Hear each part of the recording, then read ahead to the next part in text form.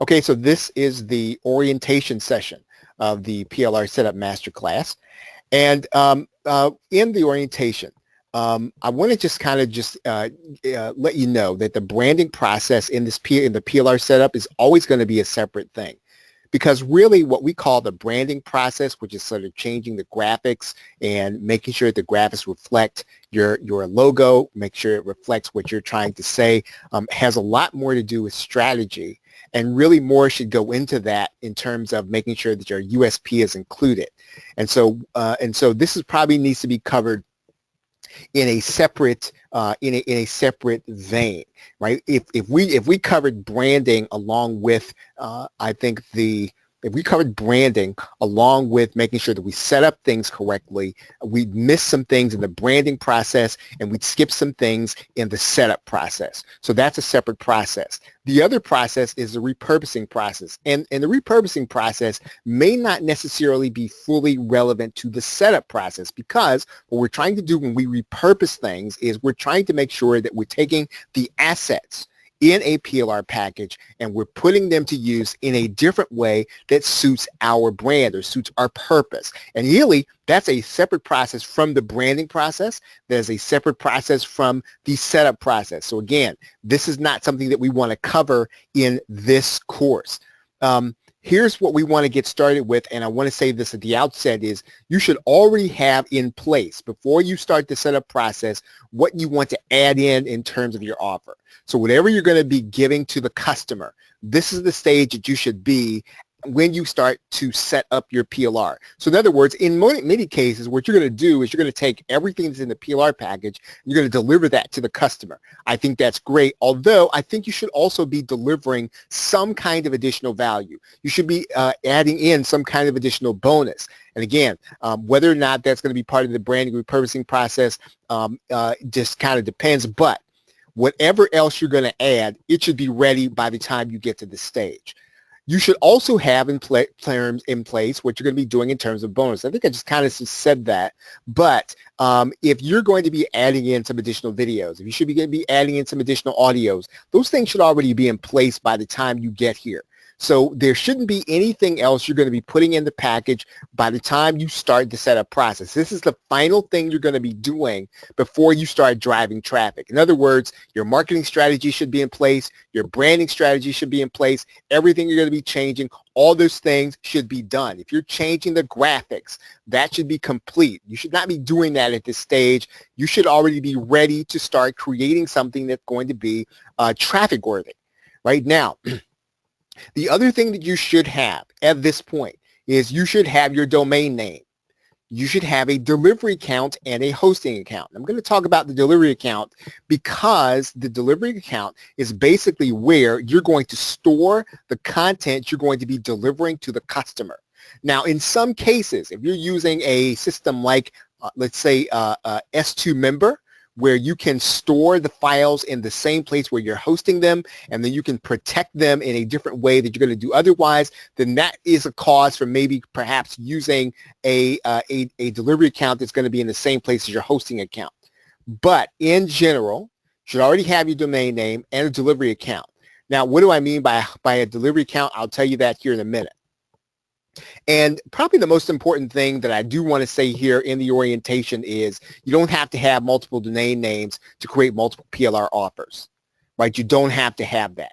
And so in this case, you don't have to have, if you're going to have a Facebook PLR package, you don't have to have a domain name. It's going to be Facebook PLR. You can have yourdomain.com /Facebook PLR. And in some cases, that's going to be an easier thing for your customer to understand, especially going to have multiple products, than if you have all different domain names, which could be cost prohibitive depending on your marketing, your marketing decisions.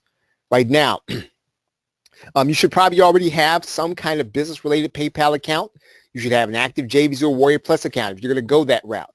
Now, the minimum you need to have is going to be a PayPal account, right? And you can have something like ThriveCard, Warrior Plus, or JVZoo, but typically they're going to require some kind of payment system. And that payment system, for the most part, if you're going to be working with people in the make money online niche, you're going to be working with a PayPal account, right? So you're going to need to have that at minimum. So that should really already be in place.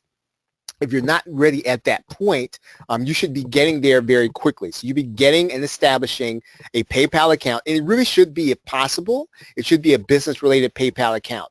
In some cases, you might start with a standard account, and it will take payments.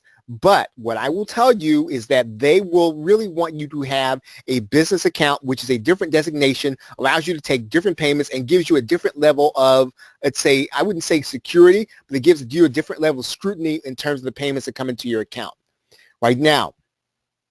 And the goal of this entire course, right, is for you to be ready for traffic to come to your platform. So right now, if you sort of have the PLR and it's sort of out there and it's not hosted, it's not ready, the goal is to get you ready so that you can do this yourself a couple of times, so that you're doing it over and over again, so you can do it almost in your sleep. If you practice I'd say the steps we're going to be walking through, you're going to be able not only to teach other people, you're going to be able to teach your outsourcer how to do it. You're going to be able to teach a family member how to do it. You're going to be able to teach even a client or a customer how to do it. So even if you have a client, right, let's say that part of your business is to do this for someone. If you're a marketer and you're listening to me right now, probably one of the most valuable things that you can do at this point would be to create a product for someone, to get it set up and get a buy button on there. You would be surprised at the number of people who already have traffic. They already have people looking at them. They already have, let's say, a platform. What they don't have, what they don't necessarily fully understand, is how to set up a digital product. And if you're not necessarily wanting to go out and market people and direct people to your sales page, one of the things that you can do is you can create a service doing the very thing that I'm going to be showing you how to do in this course. So again, think about that. If you like performing a service, if you don't necessarily want to sell the product, but you want to do this for someone else, set a price tag on doing this for someone and start setting up their product. It is a valuable service in this market. So let's talk about what a setup should do. So by the time that a setup is complete, what should we expect? What should your system do once it's set up? Well, first, a properly done setup should collect leads before you make a sale.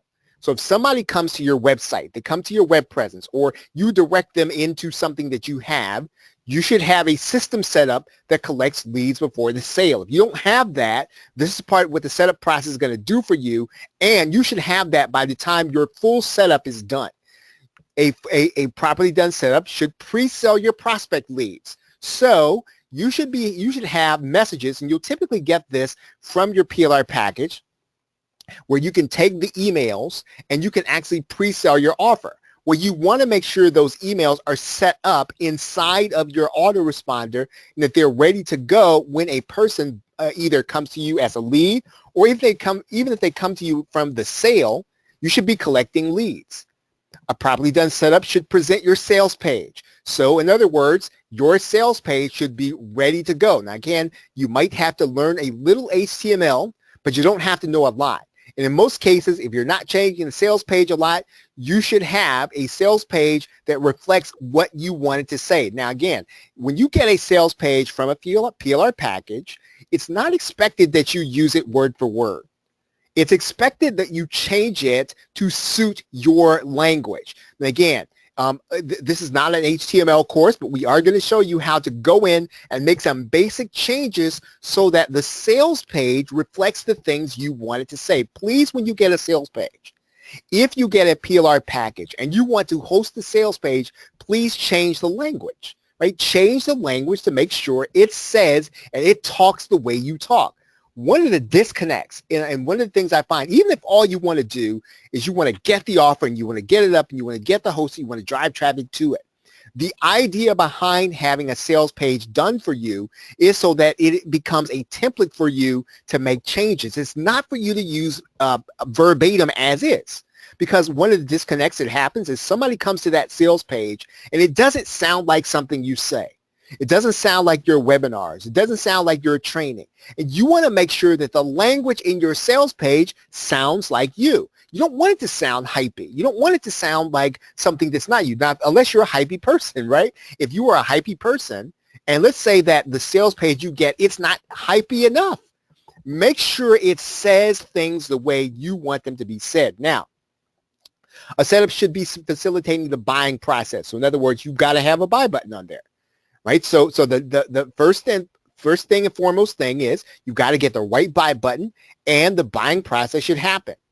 When your process is set up, it should send people, your buyers, to the upsell sales page, right? So that's part of the setup process. So in other words, they buy the front end, they should be sent to the back end, right? Now that's a process. It's not a difficult process, but that's what your setup process should do.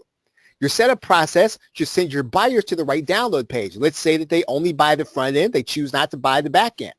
They should then be sent directly to the correct download page to get the correct product. If they buy the upsell, they should be sent to the correct download page to get the upsell and the front end. Right? So again, it's not a difficult process, but it's one that your setup process should do. Your setup process should collect leads on the sale of your product. This is probably going to be the most important thing you're going to do. If somebody buys your product, they click and buy, you want to make sure that you have a process in place to collect the lead on the basis of that sale. If you're not doing that, what you're really doing is you're really only building yourself for a one-time sale. You were setting your business up to work extremely hard to get your next sale, because you won't be able to contact the people that are actually buying your product, who actually liked what you had to say, who liked your pre-sale. These are going to be the people that you want to continue to market to. And if you don't market to them, or if you miss the opportunity by not collecting the lead on front, then what you're doing is missing an opportunity. Now, a setup should include your unique bonus, right? So again, now we talked about having a bonus.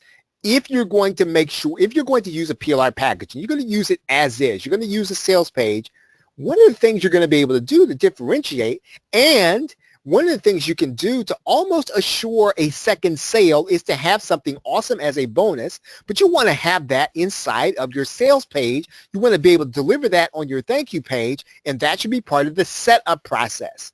In fact, listen, you should not even be considering hosting a PLR package without a bonus, right? Even if it's not going to be something personal, please put something else in the package that's going to be unique. One of the questions that you probably have heard, maybe you've asked it, I've heard it a lot, is how do I make this if everybody else has it? Well, one of the ways you make a sale when everyone else has it, one of the ways you make a second, third, and fourth sale from even the person who bought me the first time, is to have something awesome in it that reflects you, that you know your customers and the people who are buying from you want. There are going to be times, I've done it myself, where I have bought something strictly on the basis of the bonus. Right? So if you have something that's going to be awesome, it should be in this setup process. You should already have it ready to go. And if you're going to be recruiting affiliates, your setup process should be ready for your affiliates to find your link and promote. Right, so what are we going to be doing in the PLR Setup Masterclass? We're going to be doing basically over-the-shoulder instruction. We are going to leave time for questions at the end. So we go through the process. Then at each stage, we're going to stop for questions. And we're going to take your questions. And then we're going to move on to the next session. So this is the orientation. We are then going to be doing next. We're going to start with a thank you page. And we're going to start with the thank you page, because the thank you page is really going to be, it's going to drive everything else, right? So the very first thing you're going to do is you're going to take the links that you place in from your delivery account, you'll be placing them on your thank you page, and that's going to drive everything else. So that's really the last thing we need to do first. We start with the thank you page. We start with the thank you page for the front end. We start with the thank you page for the upsell. The next thing we're going to talk about is your autoresponder and email system.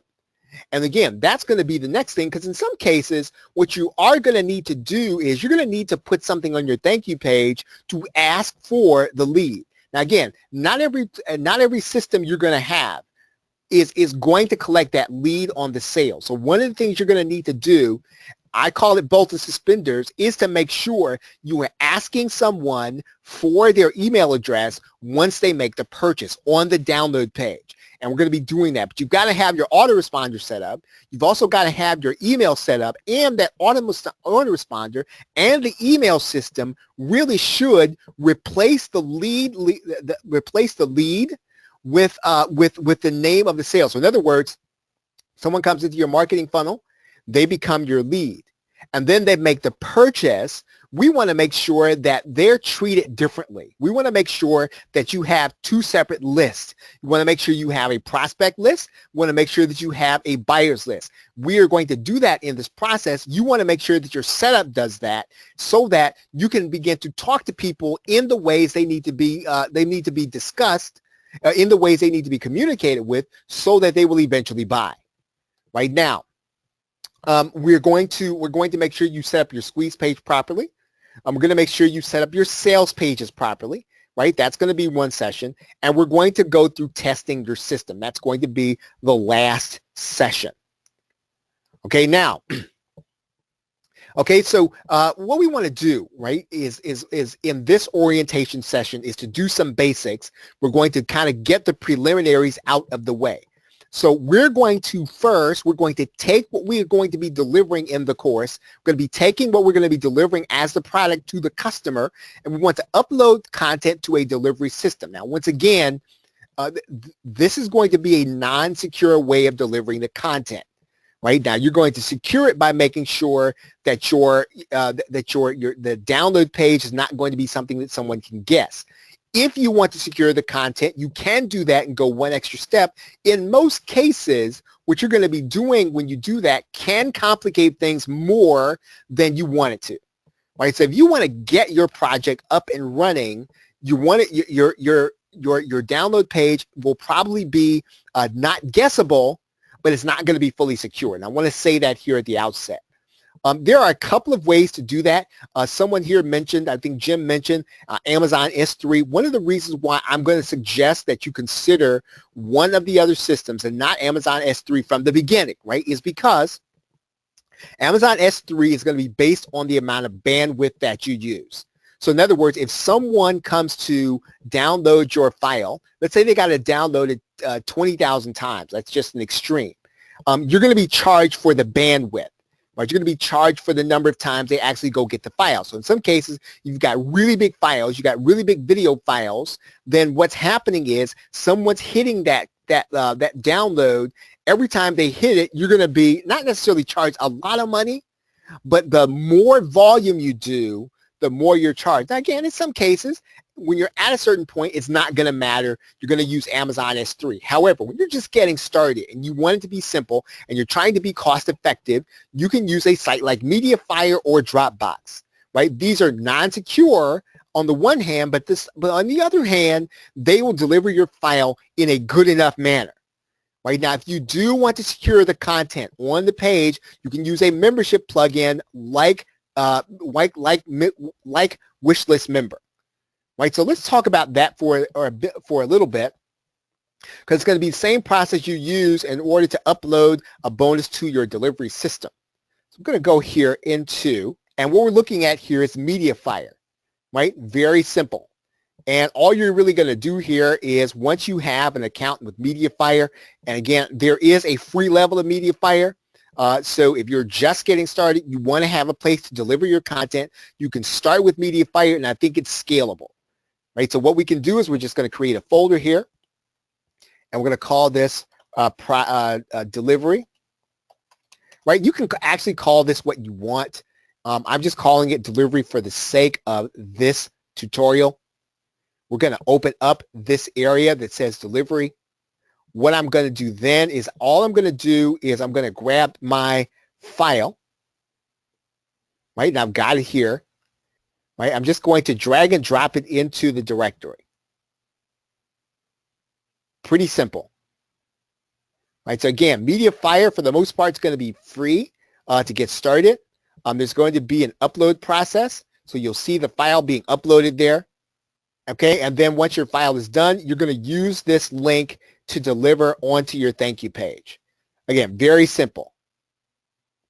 Right? Let's assume you have a bonus, same process, right? Making sure that you have enough space, of course. You'll grab the file, drag and drop it into the delivery area. Same process. Okay, so Jim's question is, are you dragging and dropping on a Mac or PC? I'm using a PC, but the same process you can use the Mac, Jim.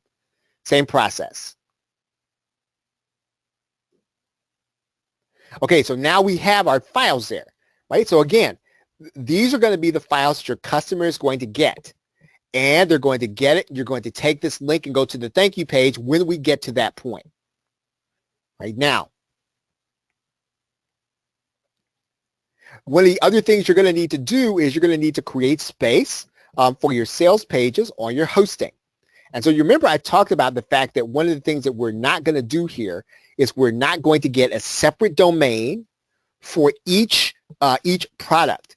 If you're going to have multiple products, what you're going to do is you're going to be using one domain name. Now, again, that might not suit your marketing plan, but in most cases, when you're getting started, the easiest way to get started is going to be for you to be able to use one domain and to use subdirectories. I'm going to show you how to do a subdirectory right now. Okay, so all you're going to do when you go inside of your hosting, and I'm using FileZilla. I'm going to go inside of my public HTML, and I'm going to create a directory. I'm going to create a directory for my product where I'm going to be uploading my files. And in this case, I'm going to upload, and I'm going to call this Facebook PD, right? That's my Facebook product. If I want to have a LinkedIn product, I can do another directory. I can call this LinkedIn PD. And all these are going to be separate directories for separate products. And I can do this as many times as I want. I can create one for YouTube. I can do one YouTube PD. So again, what's going to happen is when your buyer gets ready to see the URL, they're going to see yourdomain.com/Facebook PD. They're going to, when you get ready to show them the next product, it's going to be yourdomain.com/YouTube PD. So the idea here is, again, to create separate subdirectories so that you'll then be able to upload your content and create separate products, but all on the same domain, so you don't have to get two different domains. You don't have to get many different domains. Now, one of the other things you're going to need to do is you're going to need to get an email address that matches your domain and cPanel. So, for example, we're going to do here inside of our domain is we're just going to create an email address. Right now, this is going to be the email address that we're going to be using inside of our autoresponder. You're just going to click add an email account. You're going to give this email account a name and a password. Okay, so you're going to use this email address inside your autoresponder. And the reason you're going to do this is that most cases when you're trying to send email, you are going to be using the links that we created here from a specific domain name. You want to make sure that your email address in your autoresponder matches that domain, because otherwise what it looks like to an ISP is that you're doing something spammy and promotional. Right, so now it's not 100%, I'd say it's not going to be 100% certain, but it's one of the ways that you can communicate to the internet service providers as well as your email system that you are not doing something spammy. Right, okay. Now, one of the other things you're going to want to do here in the preliminary stage is to set up a support system. I suggest that you set up some kind of support system that you can pay for on a monthly basis, like Zendesk or Freshdesk. And again, we're not talking about a great deal of money here. In most cases, I think with Zendesk, there is a free setup. I think as much as, I think it could be $9 a month. So again, it's a not necessarily an expensive one. I personally use Zendesk, and it will get your emails delivered to your customer. And that's really what you want more than anything else. There's another system called Freshdesk. Now, obviously, there are other systems, but these are going to be probably going to be the most reliable in terms of sending an email, in terms of ease of use, in terms of making sure that your customer is actually going to get an email when they have a support issue. Now, you can use a self-hosted one. If you choose to use a self-hosted one, there is one inside of cPanel called OS Ticket. We are going to work on the thank you page. We're going to start with the thank you page because once you set up your thank you page, you will then be ready to do the rest of the setup. And you really should do this page first, followed by, actually, and what it should follow is making sure that you have your deliverables in your delivery system. And we went over that in the previous session. If you recall, you'll notice here that we have our two files here inside of media file. Now, you can use Dropbox or any other delivery system that you want. Of course, you can also use a system where you're doing it inside of the same place where you're going to be putting your domain files, right? But I do not advise that. I advise that you get a system where people are going to be able to hit those files where they're going to be able to get them from a separate location, because what can sometimes happen is you can get a lot of traffic at the same time while somebody's coming to your sales page. You don't want them necessarily going to the download files, and in some cases where you have an ISP or you have hosting, all that traffic coming at the same time, they can throttle the traffic, right? So again, I suggest you get a delivery account. You can get Amazon S3. We talked about the fact that Amazon S3 last night will charge you for the bandwidth that you use. So the people that are coming to your site, if you get a lot of traffic, you get a lot of people downloading big files, that can cause you a problem. It can cause you an expense. Now, again, it's not going to be a big expense, but it is going to be an expense. Let's go back to the presentation. What we're going to do first, obviously, you want to make sure that you upload your pages and images to the server first. Now, that means then you're going to need to go to your FileZilla account. You're going to need then to decide where you're going to put your files or what you're going to name your system. Now, in this case, we're going to name this file, we're going to name this product Dragon. So we're going to put a subdirectory there called Dragon. Right, so I'm going to look inside of Dragon here. You notice there's not going to be any files. What I'm also going to be able to do then is once I place my files there, I'm going to be able to see those files inside of that subdirectory. Right, so what I'm going to do here is I'm going to grab my thank you page, which is the download page here. I'm just going to grab all these files, and I'm going to drag and drop them into FileZilla, into the directory I just created. Right, and actually what I can do here is I can call this, what I'm going to do is I'm going to call this something separate. I'm going to call this DL, and I'm going to give this thank you 2018, or thank you DR. Right, I'm going to move all those files inside of that subdirectory.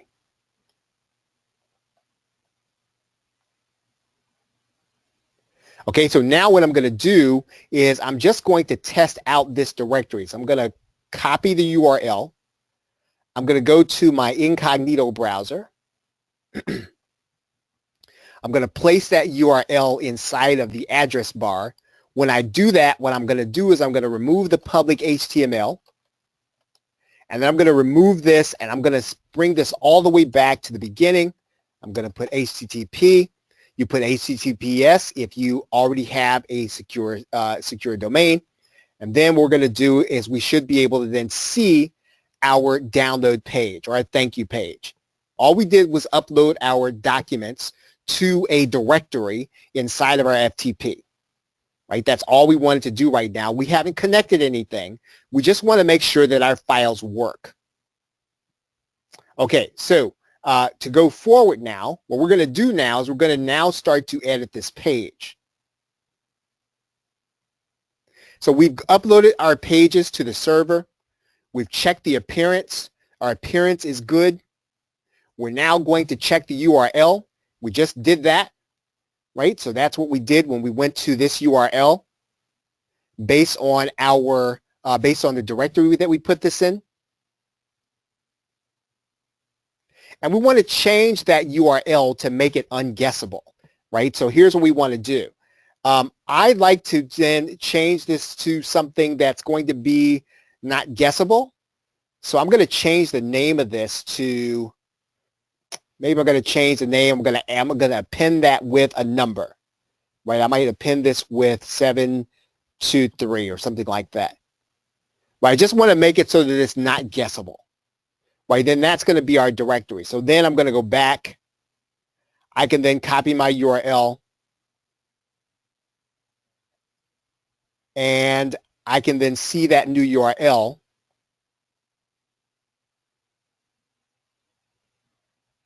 Remember, I'm going to take the public HTML out. I'm going to reduce the FTP domain. And then this is now my new URL for my thank you page. Right? So I just wanted to change that number or that URL so that it can't be guessed, because we're not going to secure this domain, this URL. We're not going to secure the content on there. We're going to make this easy to get to. And so in order to do that, we're just going to make this something that's hard to guess. Right now, what we're now going to do is we're now going to get that link that we created from our delivery location. Right? So that means now that we're going to go back to the area where we uploaded our files. In this case, we have something inside of MediaFire. We can go to this download arrow or drop down arrow. We can then copy the link. That link is then copied to our clipboard. We now have that link inside of our clipboard. And now what we're going to do is we're going to change the HTML code inside of the thank you page file. So what we're going to do now is we're going to go back to this file, and we're going to change the index file here. Now, in some cases, what you're going to have here is you're going to have a page that says thank you.html. Now, in this particular product, what you have here is you have a separate subdirectory, and you have an index file. And again, all that does is make it easy for you to be able to change the file. So we're going to then right-click this file, and I'm going to open this inside of my HTML editor. Now, currently, I'm using Adobe Dreamweaver. You could be using something like Composer. You can use something like NVU if it's free, or whatever your HTML editor is. You are then going to open this index file with that editor. So I'm now going to click this box. That's going to open up this file inside of my HTML editor. Now, that's going to take a minute because of the timing.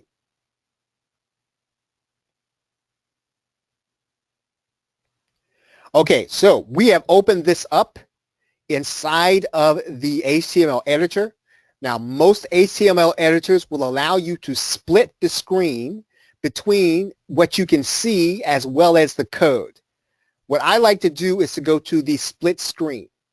That allows me to see the page. It allows me to see the code at the same time. And pretty much where I place my cursor inside of the page, it'll also be in the same place inside of the code. If I highlight the code, I can also be in the same place on the screen. Right? Now that's what Dreamweaver does, and indeed most HTML editors do the same thing. So what I'm going to do now on the thank you page is I'm now going to scroll down. I'm going to find this download page. If you have a link for the one you're using, you can use that.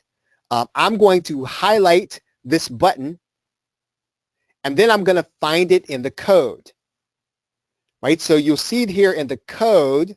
You'll see there that there is a space here for the reference as well as the image source. And what I'm going to do is I'm going to take that URL that I just copied. I'm going to put it in between the quotations for the link reference. Right? So all I'm going to do now is I'm going to click Control V, And what I've done is I've taken that media file URL and I placed it inside of the quotations.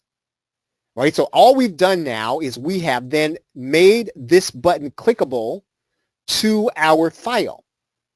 Right? So now we've pretty much done what we needed to do, except for the fact that if we have a bonus, we may not necessarily have a place for it if there's no button there.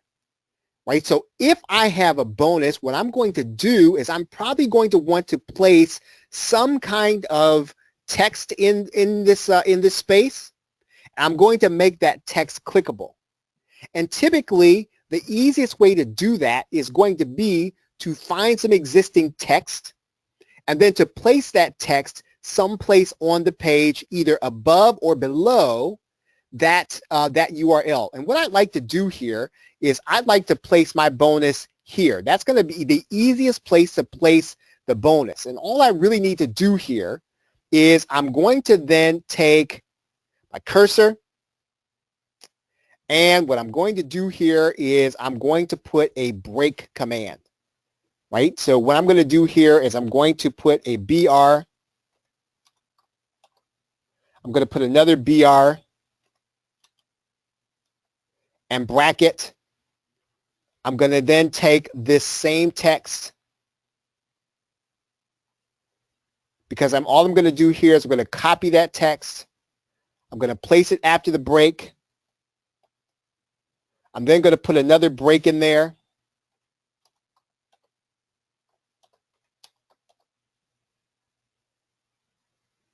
I'm going to click now in here so I can see, okay, so there's my text. What I'm probably going to want to do now is I'm going to want to then take that text out. What I like to do then is I like to then center things, right? So one of the things that I can do is I can then very simply, I can put a center command in there. Let's place that down on the line where it is.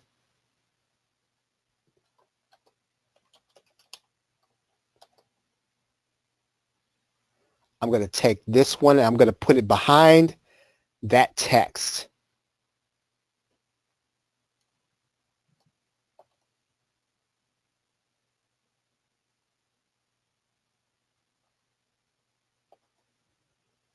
Okay, I'm going to click inside of here, and now my text is going to be centered.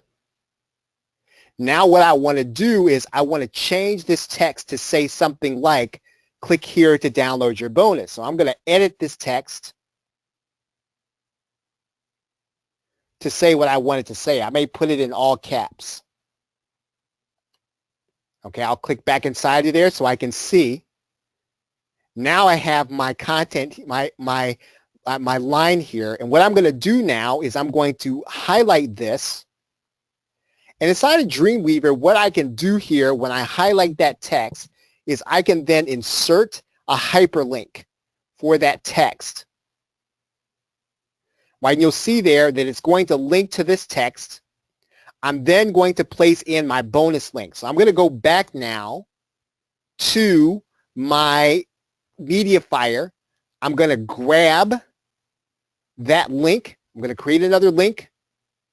Now I'm going to come back here. I'm going to place that link inside of the text area. I'm now going to click OK. And now what I'm going to do is I'm going to save my file. So now I need to save the thank you page file. Right? That's what I do next. So we're going to come back here. I'm now going to save that file.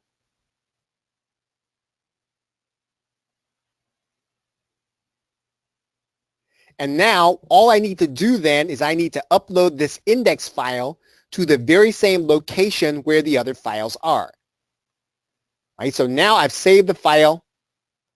I can find my folder where the file is saved. I can find my HTML. I'm going to click inside of there. I'm just going to now drag and drop that index file to that same location.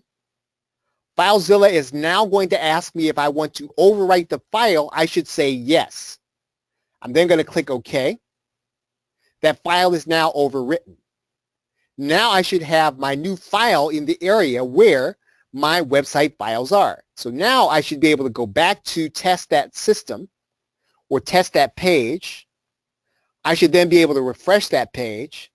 I now see my link for downloading my bonus content. We've now got our content link here. So now our customer should be able then to click this link, right, to get the file. And they've got the other file. Okay, so there's our file name again. Okay, so that's pretty much going to be our thank you page. We've uploaded our file to the server. We've tested the download link in our incognito browser and we're able to get it. So now we are then ready then to assume that our thank you page is now complete and we're now ready to move on to the next section. And then coming into GetResponse, I'm going to use Firefox. And one thing about GetResponse, and I said this a few minutes ago, is that you're going to need to use Firefox and not Chrome. Chrome does not respond properly. And we're going to start with the messages that we have in our system. Right? So in this case, we have messages inside of this PLR package. In this case, the messages are here, the credibility email boosting system. This is the 5-day series. And here is our email. So what we're going to do now is we're going to come inside of GetResponse. We're going to start by creating an autoresponder.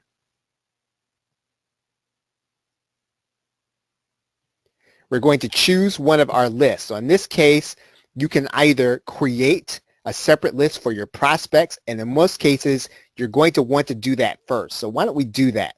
Why don't we first create a separate list for our prospects? Inside of GetResponse, we can do that by going to this drop-down arrow.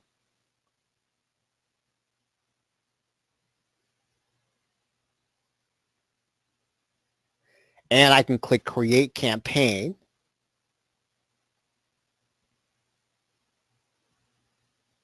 I'm going to call this campaign Prospect List. I'm going to click Create Campaign.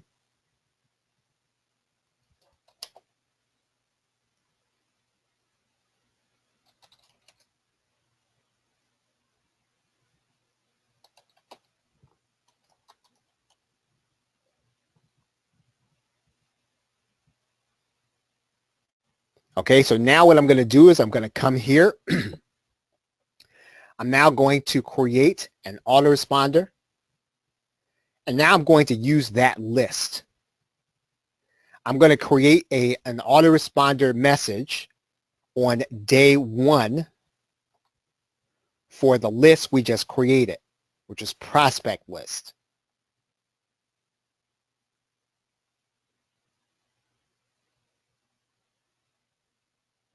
I'm now going to create a new email.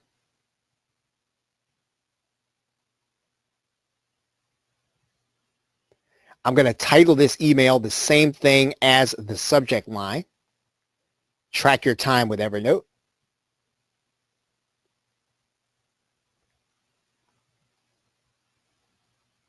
I'm going to save this. I'm going to go to the next step.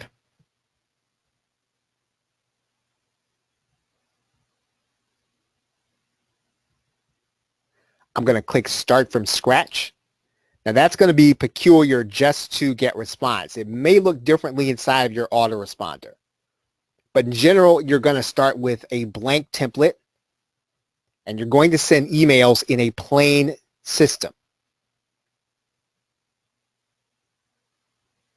Right? That's going to open up into the GetResponse email template, hopefully here in a minute.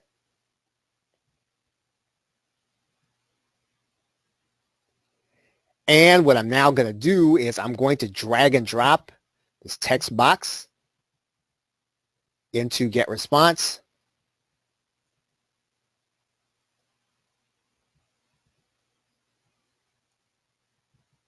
I'm going to take out the Latin text. I'm just going to cut and paste this email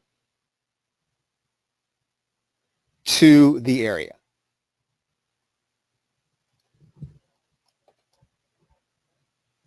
Okay, and then what I'm going to do is I'm going to take out this text.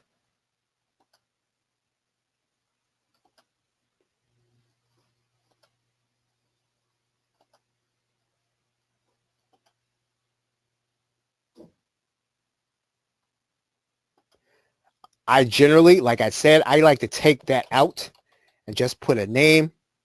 I'm going to substitute this area for my link to my product.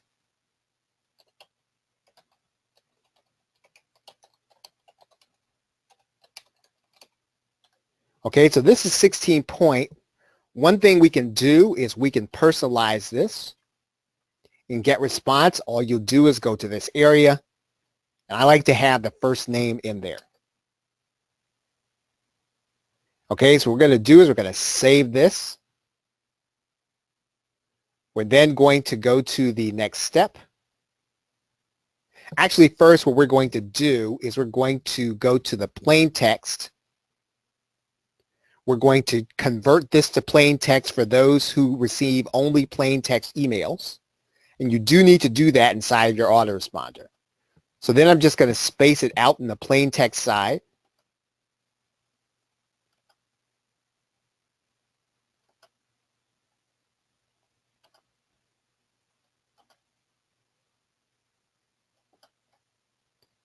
That's not what I want to do.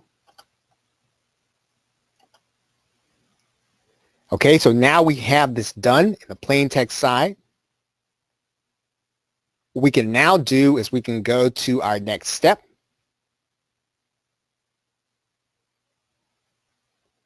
And now our autoresponder message for day 1 has been created.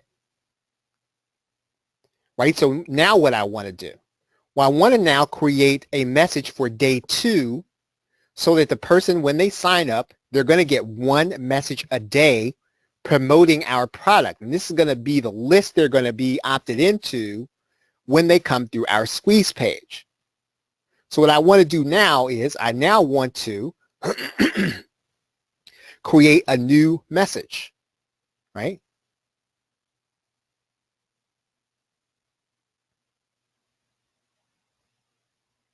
Actually, I want to go back here.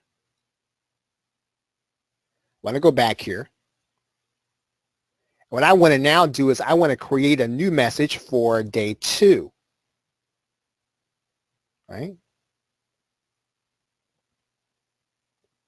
And I want this message to be for day 2, this new one. And I'm now going to go through the same process. I'm not going to go back through this, and I'm going to go through this process for each of the emails. 1 through 5, or however many you have. You want to set up your emails so that you set them up for days 1 through 5. So if you're with me so far, please put the letter Y in the question box when setting up your autoresponders.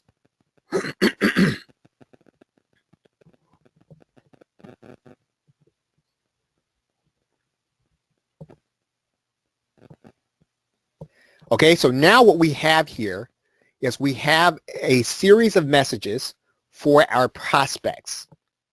What we also want to do is we want to have a message set up for the person who's going to buy the product.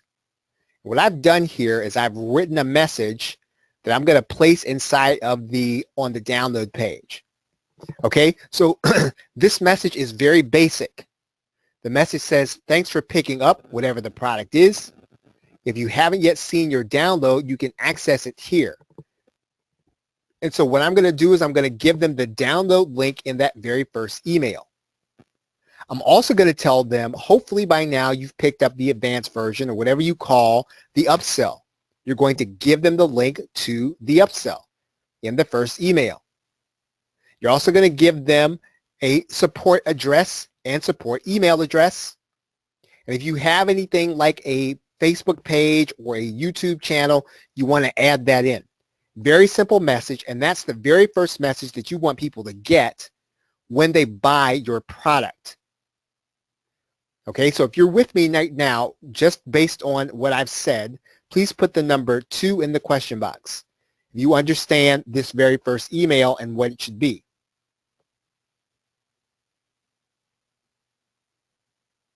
Okay, very good. So what I'm going to do now is I'm going to copy this email. I'm going to start a new list. I'm going to start a different autoresponder for a different list. Let's say that what I'm going to do here is I'm actually going to create an autoresponder now for the list, which is going to be new for the person that buys the product, right? So I'm going to create this new list. I'm going to create a campaign. I'm going to call this campaign New Product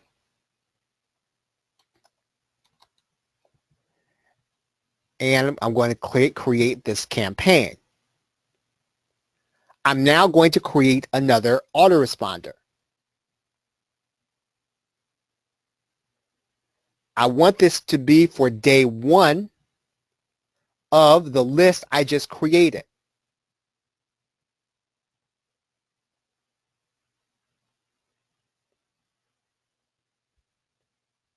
I'm going to go through the same process.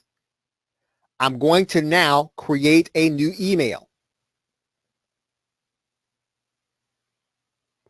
I'm going to give this message a name. Thanks for purchasing our content.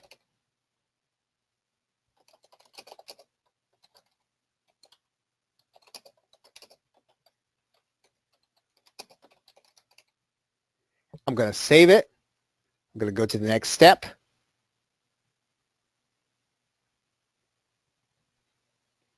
I'm going to pretty much go through the same process now, except now I'm putting this new email so that the person gets this email as soon as they opt in. Or I'm sorry, as soon as they buy the product. This is what they're doing right now. So we're going to give them this email.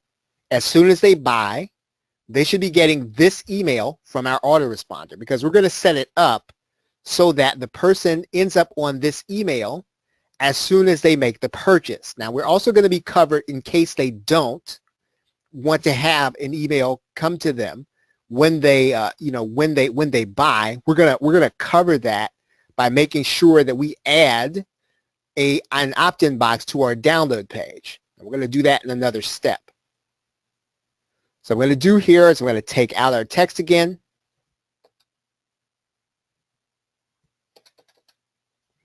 I'm going to now cut and paste. Right, there's our text. I'm going to now personalize this. And I'm going to now do the plain text. I'm going to do HTML to plain.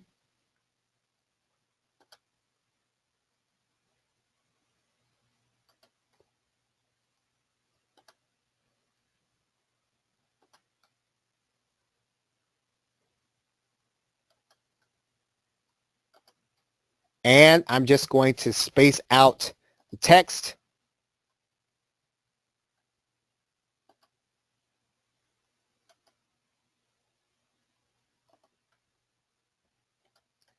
And we're now going to close this.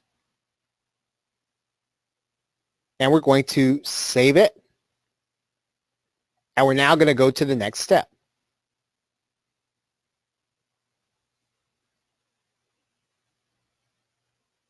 Okay, so we've now got message 1 for this new list. Okay, so if you're with me so far, please put the number 3 in the question box. If you're with me so far on creating a new email for the purchase. Okay, so now we have our new email so that when the person purchases, they're going to see that email come to them. We're also going to give them an opportunity to opt in on our download page by asking them to get updates. Okay, now let's close out this email.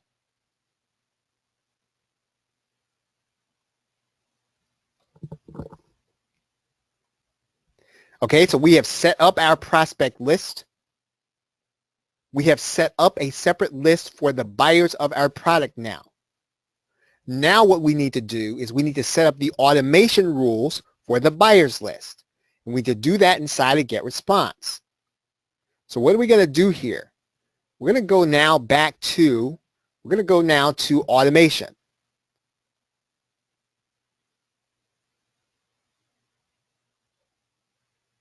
Let's see, let's make sure we save this. And basically what we're going to do now is we're going to create a workflow.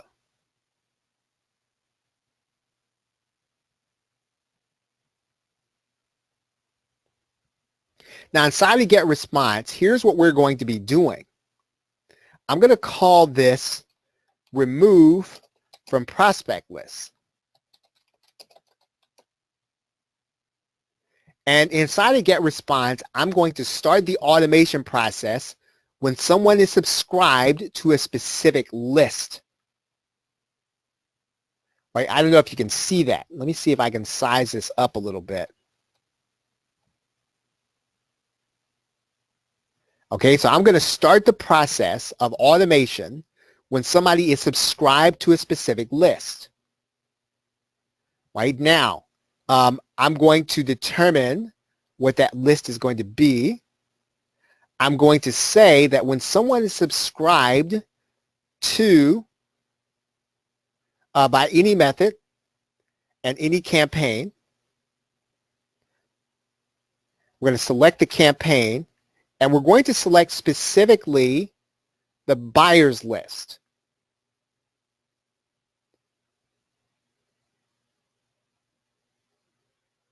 Okay, so when somebody is subscribed to the buyers list, what do I want to happen? Well, what I want to happen is I want them to be taken off the prospect list automatically so that the person isn't getting 2 emails. So what I'm going to do now is I'm now going to say remove the contact. So in this automation, I'm going to place this automation flow here. I'm going to now select the properties.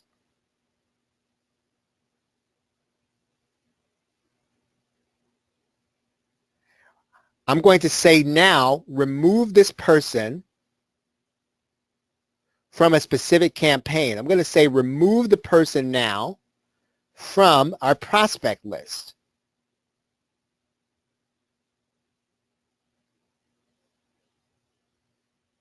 I'm going to connect this automation.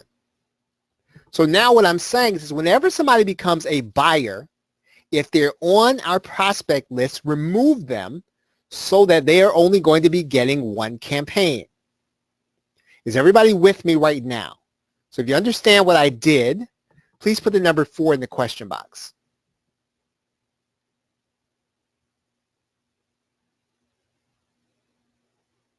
Okay, if you don't understand, please let me know, and I'll be happy to explain it to you. Okay, so that's really all that we need to do. Now, again, every autoresponder system is going to be different. So this is the way it looks inside of GetResponse. You're going to need to do the same process inside of Aweber or Constant Contact, but you'll need to find out what the automation process is for your autoresponder system. Right? This is the way it's done in GetResponse. It's not going to look the same way inside of yours unless you're using GetResponse. Aweber is pretty similar if you find the automation. So again, all you're doing is removing someone from a prospect list as soon as they become part of your buyers list. Now, I have here, you want to set up automation rules for additional offers and lists, including affiliate offers if possible. Now, what do I mean by that? What I mean by that is you want to have people taken off the prospect list. You're going to do this as many times as you can.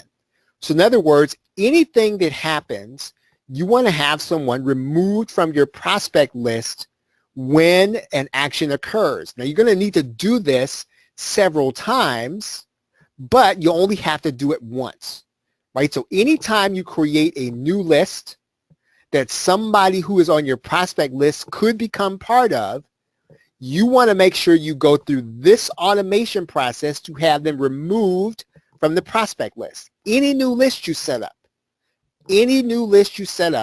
have the prospect removed from the prospect list. Because what we're going to do with the prospect list is we're going to continue to add emails, right? Now, let's say that we get done with this series, right? Let's say the five-day series ends. Well, we don't want to just leave it at 5 days. We're going to assume then that if they haven't purchased anything, we want to continue to market to them. So what are we going to do? We're going to add in emails and we're going to automate them so that everybody who becomes part of our prospect list will continue to get emails until when? Until they actually buy something. Okay, so if that makes sense to you, please put the number 5 in the question box. If it doesn't make sense, please let me know.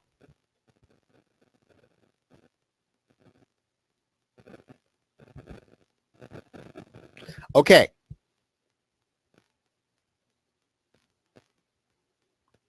All right, so now what you're going to do, you're now set up inside of your autoresponder to send broadcast messages.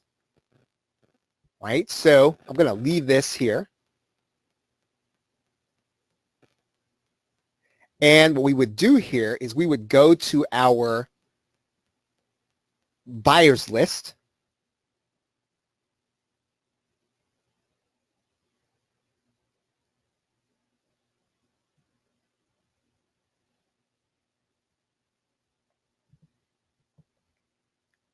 Inside of Get Response, we're going to then create a newsletter. Now, the format's going to be the same, but this is going to be your broadcast emails. These are going to be emails that you're going to be sending to people, doing promotions, telling them about training you have, and pretty much what you're going to be sending to them on a daily basis. Those are going to be your newsletters. Now, that, again, that's what they're called in Get Response. They could be called something different in your autoresponder, but you are now ready to start sending broadcast messages, right? And finally, what you want to do is you want to try to keep your prospects on your sequence and keep your buyers on a broadcast. Now, again, if you set this up right from the beginning, it's going to work. And again, most people don't get this set up right from the beginning. And so they end up having to send broadcast messages to prospects as well as buyers. Now, again, if you can keep people who are purely prospects on an automated sequence until they become off, you're going to have better tracking and you're going to start your online business correctly, right, from your PLR. And so we're going to walk through this process inside of Get Response, and Get Response is going to be pretty similar to any of your other autoresponders, Aweber, MailChimp. For the most part, it's going to work the same, right? And so once you understand this, you'll be able to do it in whatever your autoresponder is, and even if you have another squeeze page other than the one we're going to be working with, you'll be able to do this. So let's go ahead. Okay, so we're going to be working with your squeeze page tonight, your squeeze page. And as I said, this is not a straightforward process. So this isn't something that you're going to be able to carry from line by line directly into another system. So some of this is going to be peculiar to whatever it is that you have. So if you have Aweber, this is going to look slightly different. If you have Constant Contact, if you have, one of the other ones, it's going to look slightly different. But the good thing about this is that once you've seen this process, you'll know what to look for in your individual autoresponder. And obviously, if you have get response, you'll be able to do this right off the bat. Okay, now, the very first thing that I'm going to suggest you do is to upload your pages unedited into your server. Right, now I'm going to do that inside of FileZilla. So if you have FileZilla, I have FileZilla Pro, and you may have something different. That's okay. So if you don't have FileZilla and you have another system that you're using, that's fine. What I'm going to do is I'm going to open up my server. I'm going to do that off camera, and just going to jump in here to my server. I'm going to bring this back in front of you here, and then I'm going to go and look for the published HTML folder. And then I'm going to hopefully have already created some kind of subdirectory. So in this case, I'm going to create this. It's going to be 60 minutes, right? I'm just going to create a subdirectory, right? And so there's my subdirectory. There are no files in there right now. So one of the first things I'm going to do is I'm going to then put pages unedited into this directory. And so one of the ways that I can do that, of course, is I can go and use FileZilla, and I can just double click all of the files, or I can drag and drop them. And so in this case, I like to see my files being done. So I'm going to drag and drop them here. So let's go to the actual folder, right? So I'm going to show you what this looks like. So I'm going to open up the lead page folder. There's the folder for the squeeze page, and then here are all the files. So what I'm going to do is I'm going to take those files, and I'm going to drag and drop them into the directory that I'm going to have for my squeeze page. And I'll drag and drop them over here. Hopefully you all understand that. I mean, you probably already have some kind of FTP program. This is probably pretty much elementary to you. But now I want to put those in there unedited because I want to always be looking at what this is going to look like on my actual server. I can look at my files inside of my web browser. It isn't always going to be reliable in terms of how your pages are going to look. Okay, so now what I'm going to do is I'm going to go back to the squeeze page, and I'm going to open this up inside of my HTML editor. In this case, I'm using Dreamweaver. So I'm going to open this up inside of Dreamweaver. You can use whatever you're going to use, right? So if you're using a different one. Okay, so here is my squeeze page. Okay, and so basically I'm going to always use the split window, which is going to show me the actual HTML at the top, and then it's going to show me the code at the bottom. What I can do is I can take this directory, I can copy the URL. I can then go to, and I like to, when I'm testing this, I like to go to an incognito browser, right? So I'm going to do is I'm going to put this URL in here. Remember, I'm going to take out the public HTML when I'm testing.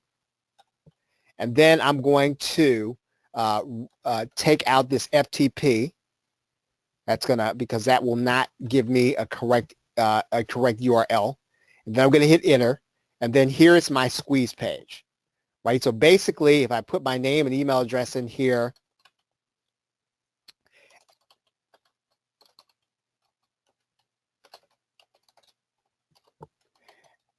I can put this in here, but this is not going to go anyplace because we don't have anything connected to it, right? So it's going to function right. The button's going to act right, but it's not going to do anything, and that email address isn't going to go anywhere. Right? All I've done is I put the files on my server, and now they're on the web. I've uploaded my unedited pages to my server, and now what I'm going to do is I'm going to go to my autoresponder now, and I'm going to create a form inside of my prospect list. Right? So I'm going to go and open this up. I'm going to go inside of my autoresponder. And what I'm going to do is I'm actually going to go to a specific form, right? Wherever I want to create the list, that's where I'm going to go to the form. So I'm going to open up one list here. And it's going to take me a minute to open this up. And you're going to have to do the same thing in your autoresponder. You're going to have to work inside of a specific list. Hopefully what you're going to be working with is you're going to be working with your prospect list, right? So I'm going to go here and I'm going to work with a prospect list. I'm going to make that the current campaign. And I think I called that prospect list. Okay, so now I have my prospect list. So what I'm going to do now is I'm going to create a form inside of that prospect list, and in Get Response, you've got a menu for forms. So I can then go and create a form. Now in Get Response, they have a list builder wizard, but there's going to be something specific we're going to be looking for. And you're going to look for this something specific inside of yours, even if you don't have a wizard. You're going to notice a lot of patterns here, and we don't want that pattern on top of our squeeze page, right? What we want is we want a blank form. So that's what I'm going to click here. I'm going to click the blank form. So all I want to do is I want to get choices in the blank form section. You're going to notice I have all blank forms. And that's where I want to start with. And I'm going to take the most simple one here. And this is going to be the one I want to work with. This is going to be the template that I am going to work with. I'm going to click Use Template. And then that template's going to load up for me to work inside of Get Response. Now again, you're going to have something similar inside of your autoresponder, and you'll be able to work with it in that way. Okay, so now we have this form. Now obviously, we want to be able to put this form inside of the HTML so that it appears right here, right? So we want to get as close to this as we can, right? Unless you really do want to change it. Now, obviously, you're going to have some latitude here. So what I'm going to do inside of Get Response first is I'm going to then take out this text. And in Get Response, all I have to do is click that text. I can click this trash button, and then that's no longer there. Right, so now that area is going to actually be gone. What I'm going to do also is I'm going to click inside of the background. Right, so I've got the background and I've clicked it. I want to then look at the layout. I also want to look at the style. Right, so with the style, you'll notice that the background here is white. And what I want to do is I want to change this background to transparent. Right, so I'm going to click OK. Does everybody see how that form now is going to be transparent, and that it's not going to reflect any color, and it's going to reflect the color of the background of my existing squeeze page. Does everybody understand that? Now, if you look at this,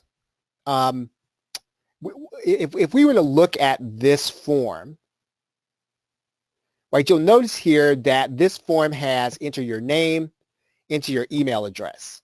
Now, we don't have to have it that way. You'll notice here that these fields are reversed. Now, we can change them and switch them if we want to, or we can just leave them, right? We can leave them that way. So in this case, I'm going to leave them that way because I'm going to actually change the HTML. So I'm not going to reverse these things. What I'm also going to do is I'm going to reduce the size. Right? And then I'm actually going to click inside of this email address area. And I'm going to look at that box here. And what I'm going to do is I'm going to take out that label, right? And I'm actually going to take out this label. And then I'm going to write in here your best email address.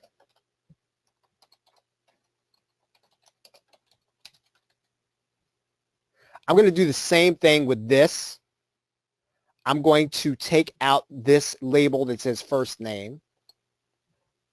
I'm going to take out this text that says help test goes here. And then I'm going to write in here your name.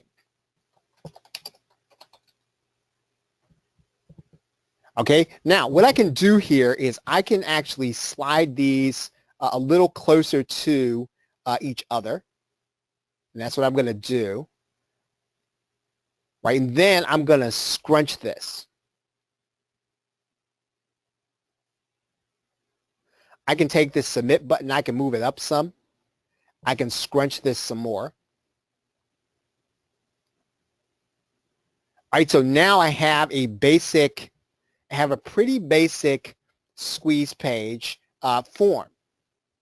Right, so now what I want to do is I'm going to stretch this a little bit. And then I'm going to stretch these a little bit. I'm going to stretch this one out.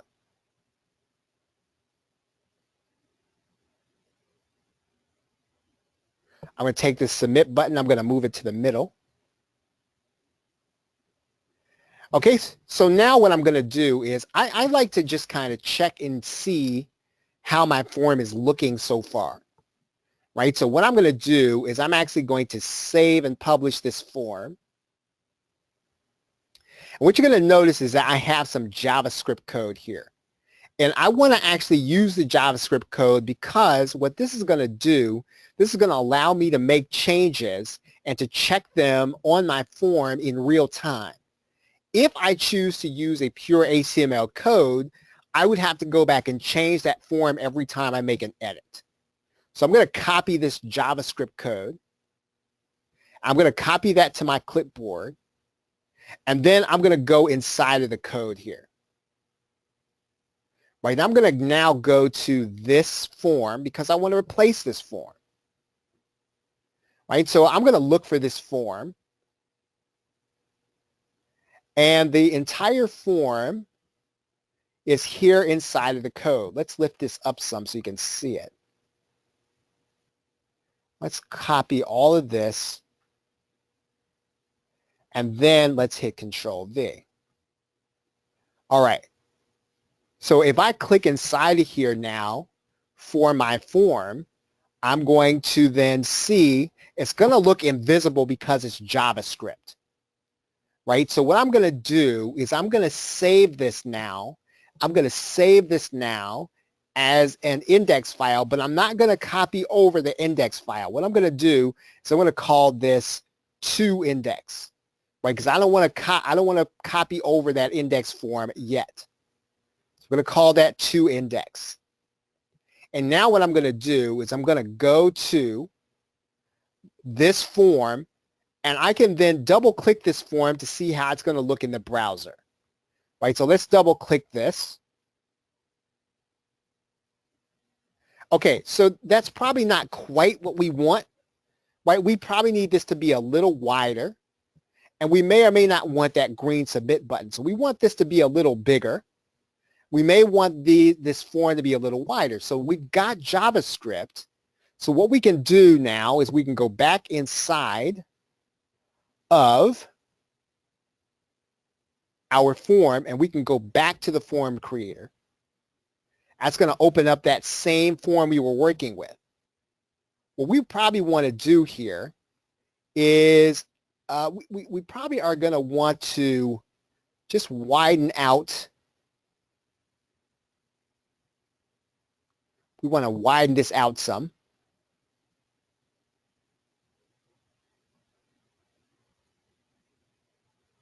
And let's widen this one out to the same width.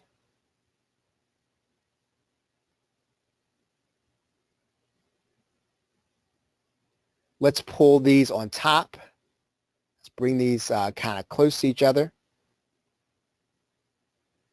Let's narrow down our box here.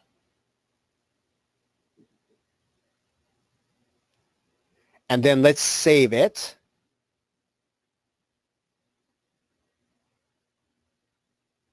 Okay, so we've got our code here. We've saved the form. Now what we can do is we can go back and we can look at the same form. Right, so now all we need to do is we need to then refresh this page, and we'll be able to see our form that we changed. Okay, so now this is probably off center a little bit, right? So I don't necessarily like that, the way that looks. So let's go back here and let's bring this in a little bit here. Let's bring this one in. Let's take this out a little bit.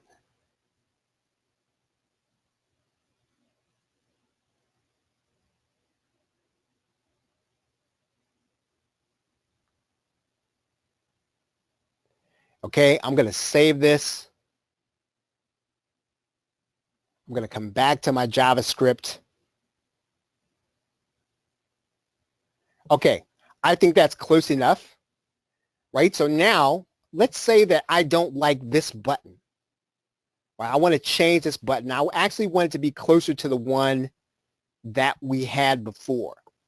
So what I can do inside of here in get response is I'm going to go back here. I'm going to go back to the form creator. And what I'm going to do is I'm going to click on top of this submit button. And then whenever I click on top of something, I'm working with it here. I'm going to now go to the style, right? And so what I'm going to do is I think what I really like to do here is the first thing I really want to do is I want to take this text. I want to make the text transparent, right? I'm going to click OK. So now the text is no longer there. And what I'm going to do is I want to then look at the button. Now I want to make the button, I want to make the hover color transparent. I want to make the color transparent. I want to make the gradient transparent. And what I want to do is I want to take this image and I want to choose one of the images inside of the package. So I'm going to go and grab an image. That is our button. Now I've already uploaded the button here, but if you would just go to your computer, you click upload from computer, you would find the button here, right? We would just upload that button.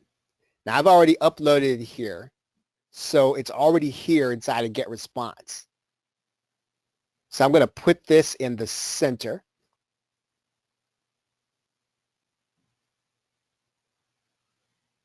I'm going to scale this up. Make sure it fits the screen.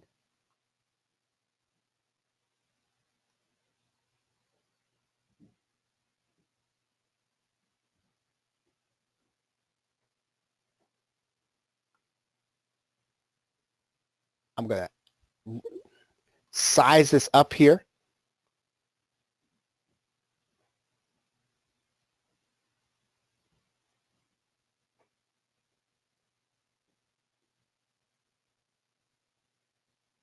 And what I really want to do here is I want to take that shadow out. So I'm going to now make that transparent. I'm going to slide this button over.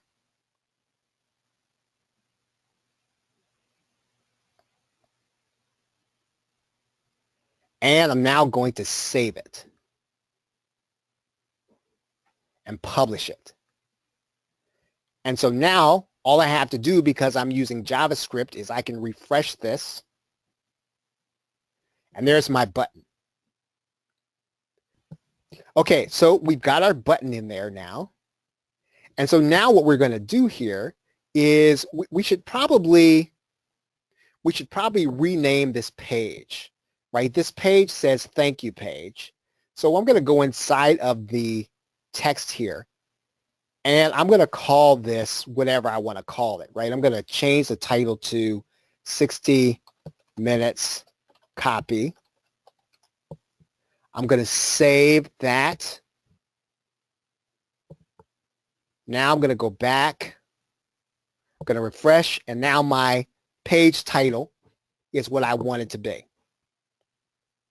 Right now, basically what we've done here is we placed our form in here. And now when the individual puts their name and email address in, it's going to go inside of the form for the list I created inside of GetResponse. Right, so now let's go back to the form creator. And what we're going to do when we get back to the form creator now is we're going to work with this a little bit. Now what we're going to do is we're going to go to the thank you page. Now this is where GetResponse is going to send the person once they've opted in or once they've gone into our list. Right? So we want to be able to work with this now. And so what I'm going to do here is I'm going to click on the settings. I'm going to call this web form to the sales page. It's going to be for my campaign, my prospect list. I'm going to have confirmed opt-in, and I'm going to add them to my day 0 list. Now, here's the important thing here. What I'm now going to do is I'm going to choose the thank you page. I'm going to choose a custom thank you page. And what I'm going to place here is I'm now going to place in here my sales page. Right? Because what we want to happen is when the individual opts into our list, we want them sent to the sales page, and then we want them to get the autoresponder messages. Now, there's something important here that you want to do if you're going to do this. You want to make sure that the individual either gets their product with the sales page, or you can also make sure by placing the link inside of the first email in your automated series. Let me say that again. What you're going to do for the thank you page is you're going to place in here the sales page, but you also want to make sure that the person gets what they opted in for. And so what you can do is to either place it there on the sales page at the top, or if you don't do that, you need to make sure that they get the content in the first email that they receive from you in your automated series. Right? So what I'm going to put here is I'm going to find my sales page. Whatever our sales page is, we're going to place that sales page inside of here, and that's going to take them there as soon as they opt in. Right? So what I'm going to do now is I'm now going to then click the Save button. And what I can do is I can actually then, I don't have to worry about this sales page. The thank you page is going to be the one that they're going to be sent to. So now what I can do is I can take my files and I can upload them to my server. So what I'm going to do here is I'm now going to go to the original index file. I'm going to rename that original index file to another number. I'm now going to change the one that I edited back to just plain index. And now what I can do is I can take these files and I can upload them to my server. Now what I'm going to do is I'm going to drag and drop them over here, or drag and drop them inside of this folder. And it's going to ask me if I want to overwrite. I'm going to say, yeah. Overwrite one more, I say yes. Overwrite one more, I say yes. Overwrite one more, I say yes. Okay? And basically, I'm going to then say, always use this action or apply this to the current queue. And so all my files are now copied. Now what I'm going to do is I'm going to go to my URL. And I'm going to refresh it. And there is my button. And then my individual will then go to my list when they opt in. Okay, so we've added the code from our form to our squeeze page. We have made adjustments to our squeeze page form. We've added the sales page address as our thank you page. We've added our thank you page address to our first autoresponder message. Okay, now there is an easier way to do this. And what we can do, let's say that is just, everything I just did is just way too complicated. All right, let's say that was, you just kind of feel like, okay, you know what, that's a little too much for me. What we can do, and let's just say what you want to do is we're gonna go backwards here. We're not gonna save this. Okay, let's open up this index file. Okay, now I'm gonna go to the split design. And let's say that what I want to do is I just want to make this simple, right? So I have this button, right? So I want something to happen when people click this button. What I can do is I can go back to Get Response. I can go to the Forms Creator. I can create a form. I can click the List Builder wizard. And I can then just go and create a blank form. All right, I'm going to choose this template again. And this time, I'm not going to make any changes to the template, right? Because all I'm going to do is create a button, right? All I want to do is to create a link. The only thing I'm going to do is I'm going to take out this headline. I'm going to shrink this down.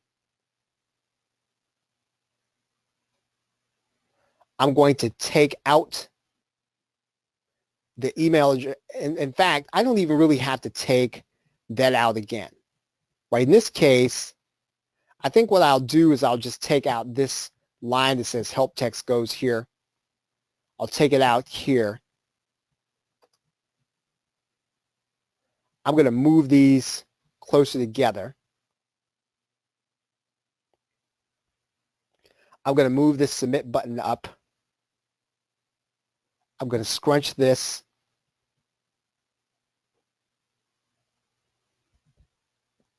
And then what I'm going to do is I'm going to click Save and Publish. I'm going to then get this link that says Get Response will host my form. I'm going to copy that link. Then I'm going to go back to my Dreamweaver. I'm going to connect that link to this button.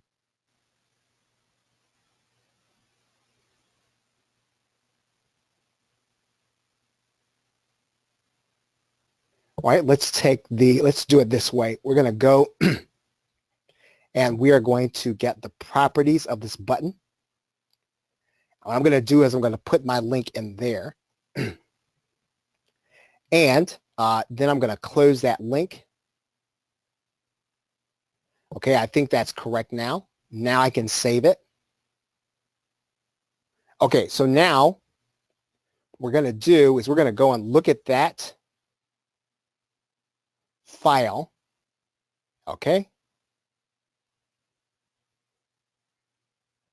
What's going to happen now is when the individual clicks this button, instead of going through the whole thing, when they click that button, it's now going to go to this form.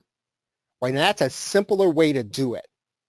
So if you just want to place the button on top of your form, you can do it that way.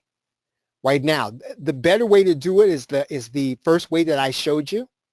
But if that's just going to be too much and it's going to be a little overwhelming, then all you've got to do is to go and get this form, this button that says Get Response will host my form.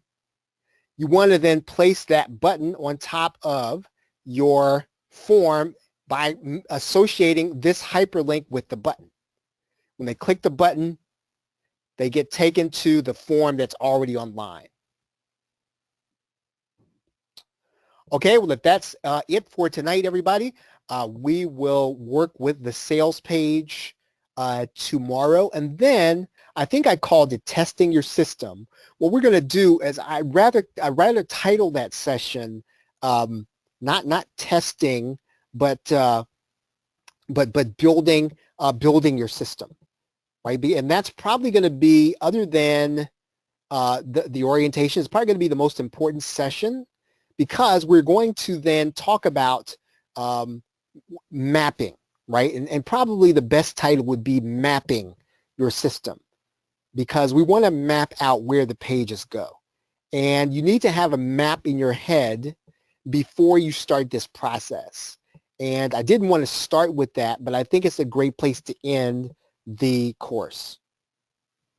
All right, so if there are no questions, thank you very much, everybody, for being here. Look forward to seeing you again. Have a great night. Pleasant tomorrow. Take care. Okay, so let's go ahead and get started here. And tonight we're going to be talking about sales pages. We're going to talk about sales pages. And one of the first things you're going to do, obviously, is you're going to, in the same way, even before you start editing the sales pages, is you want to go ahead and upload your sales pages to the server. And that's going to work the very same way as we've been working with the sales pages before. I'm going to grab the sales pages here in this area. And I'm just going to grab the sales letter and thank you page. Here's the sales page. Here are all our sales page files. So I'm going to go ahead and just open up our FileZilla. And what you're going to do when you get your server up and loaded, I'm going to load this off camera. And then once I get into this, once I get into my site, then I'm going to come back on. And let's see, I think we are there. Okay, we're now open. And what I'm going to do is I'm going to go inside of the public HTML folder. And then what I'm going to do, I'm just going to go inside of this folder again that says 60 minutes. Now we've already set up a squeeze page there. What I'm going to do is I'm going to delete those files for now.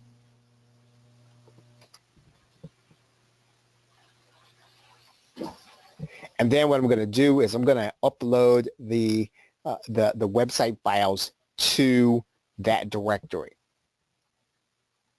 Right, now you would obviously create and choose a directory that you want it to be. I'm placing this in the same directory that we were working in before. I'm just going to drag and drop those files into the directory.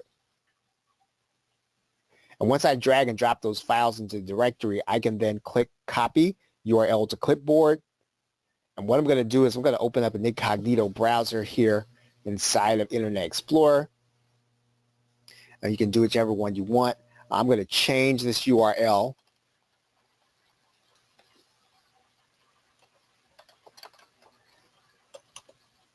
I'm going to change this URL here.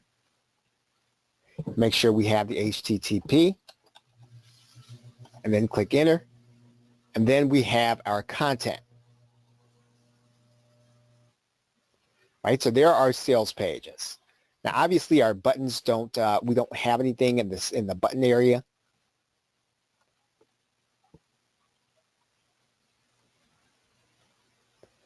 So once we do that, we're going to edit our pages using our HTML editor. Right, so what I'm going to do is I'm going to go back to the file where those sales pages are, and then I'm going to edit the index file. And I'm going to go and open this with. Now, I'm using Dreamweaver. You can use whatever HTML editor that you want to use. I'm going to open this up with Adobe Dreamweaver.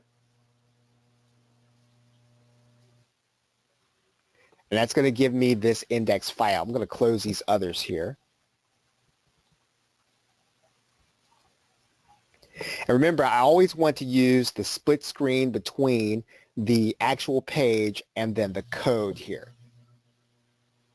Right, and so the way this works in Dreamweaver, and generally any HTML software that you're going to be working with, if I highlight a particular word, you're going to see that same word highlighted inside of the code.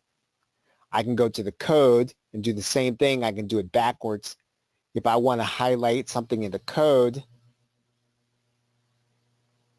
then Dreamweaver will find that on the HTML page. Now, if you're going to be doing an upsell, you can upload the upsell page also. One of the things that you want to do if you're going to make changes to a sales page is you need to decide ahead of time what you're going to change. And here's what I mean by that. I'm going to go back to this page. I'm going to look at this page, and I'm going to want to know what I'm going to write in. For example, I'm going to want to change any of this paragraph or any of these words. I'm going to want to know that ahead of time. I'm going to want to know what I'm going to be doing to these subhead lines. If I want to change one of the images, I'm going to want to know that ahead of time, right? And I'm going to know what I want to write here. And that's going to be pretty important because you don't want to start working with the code and making decisions about what you want to write while you're doing it. You really want to have an idea of what you want to say before you actually say it. Because again, then the changes are actually going to be able to go fast, and then we're going to be able to focus on doing things like adding in our bonus. Okay, now to make things easier, you want to try to make your changes in the code and not in the WYSIWYG. Well, let me show you what I mean by that. Now, if I'm going to make changes to any of this content, I really don't want to write those changes in here and start making changes in the WYSIWYG editor. I'd much rather make the changes inside of the code because it's going to be easy for us to walk or in other words, code over something. It's very easy to do that. For example, if I put my cursor here,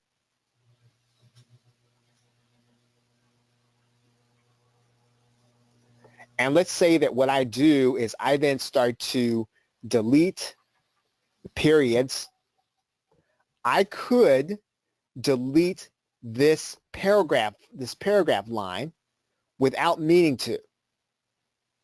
And then what's going to happen is I'm going to change the shape of the page, and that's not what you want to do. I'm going to actually now go back to undo delete. And you're going to see now that this paragraph notation is back in there. And again, if I do that, I'm going to make sure I keep the structure of the page, and I'm going to keep the general look of the page. And so if I want to keep the general look of the page, I can make the changes, even though I'm going to be changing the same words, I want to make them here and not in this area. So let's say that I want to change this from constantly struggling to, if you're struggling, to do instead of write your own content. Now let's say then that I want to see what that's going to look like after I've made the changes in the code. All I need to do then is I'm going to then click inside of this WYSIWYG area. You're going to see that change, right? But you want to make the edits here inside of the code if you can. Now that might mean that you're going to need to know a little HTML, but even if you don't know HTML, you can pretty much see where the words are. And if you can tell where the words are, all you've got to do is highlight them. You'll be able to see them inside of this area, right? So let's say we want to change how to create tons of quality content, not high quality content. I'm going to make the changes in the code. I'm going to see it here. You'll notice here that I've still got the word high quality content, but then once I've made this change, all I've got to do is I've got to click inside of here. You're going to see that high, the word high, go away.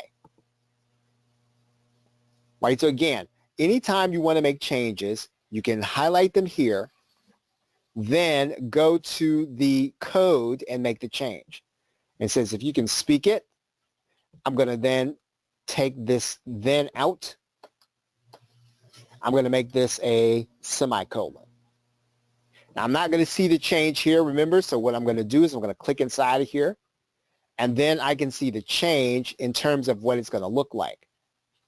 Now, if I want to make changes and I want to tell what those changes are going to look like as I go, what I'm going to do here is I'm going to save this page as something. And just as I did before, I'm going to make this the number 2, then index. And then I'm going to click save. And what I'm going to do now is I'm going to now go back to my folder. And if I want to know what this page is going to look like inside of my browser, all I've got to do then is click this, this link to the HTML page, and then my browser is going to pull up that page. Right? And then we can see some of the changes that we've made here. And we can see them as we go. You can see the colon we put there. You can see the content that we've changed there. What you can also see is that I have retained the basic structure of the page. So I haven't lost the structure of the page. And the way that I do that is I make sure that when I'm making the changes, right, when I'm making the changes, I'm making the change inside of the code. Right? So if I want to change, let's say I want to change this part of the headline, want a faster way to develop content, right? And so I'm not gonna make the change up here, even though I can, right? Because again, what's easy for me to do? Let's say that I put my cursor here and that what I'm trying to do is I'm just trying to eliminate some things here. You'll notice that I have the italics here. And what I can do almost by accident is I can then click that. And you'll notice how the line has changed, right? Well, that's easy to do if I do that inside of here, right? And what happens here is you'll notice then that I start getting a little code mixed up here when if I just make the changes inside of the code, it's going to be easier for me to keep track of what's happening. Okay, so now for the sake of going back, I'm going to undo edit source. That's going to bring that back. I'm going to undo delete. That's going to bring that back. So instead of making those changes up there, what am I going to do? I'm going to place my cursor here. And then I'm going to write in here what I want it to be and make the changes here. Want a better way. If I want to see it, I'm going to click inside of the page. And then I see my changes inside of the page. Okay, so now what I want to do is, remember, one of the things that I suggest that you do with all of your PLR offers is you add in a bonus. And so what I need to do then is I need to find a place where I can add in a bonus easily, right? So what if I go back here? Well, let's take a look at the page again to see where we might add in a bonus. Right, there's the introduction.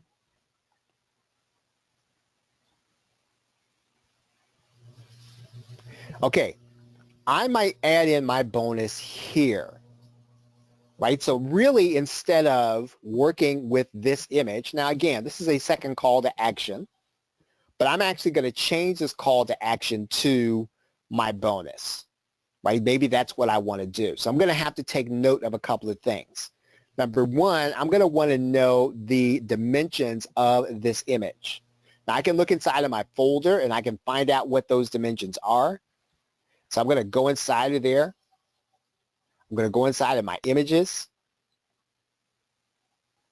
And then I'm just going to hover over that image if I'm in Windows. I'm going to see that this image is going to be 1,000. Let's go back. It's going to be 1,000 by 731.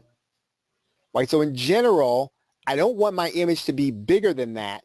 I can have my image to be smaller than that. Right, so what I'm going to do, I'm going to go to this area of my document.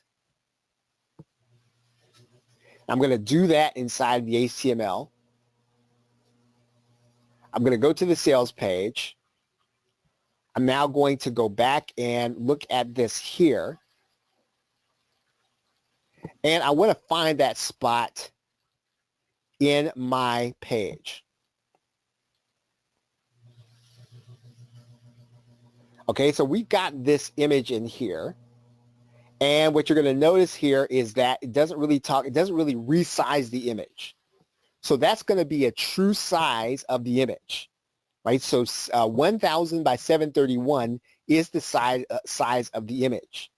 What we don't want to do is we don't want to mess with this image too much so that we change the structure of the page, right? So what are we going to do here? What do we notice here? Well, one of the things we notice is that this area of our page sources an image. It sources images /combo.png. Right, so let's find that inside of our folder. Right, and so here is that image. It's combo.png, and remember, this image is going to be 1,000 by 731. So what am I going to do here? I'm going to find an image. And let's say that we work with this image. This image is going to be 500 by 315. So what I'm going to do is I'm going to cut this. I'm going to copy this.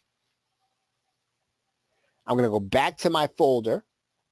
I'm going to add in the image of my bonus. Right? So what am I going to do now? Well, I'm going to change the name of this. Bonus offer. Right? Just so that, and I like to make sure that there are no spaces in there. Right? Just less that I'll have an opportunity to mess up. So now I've got an image here that's called bonus-offer.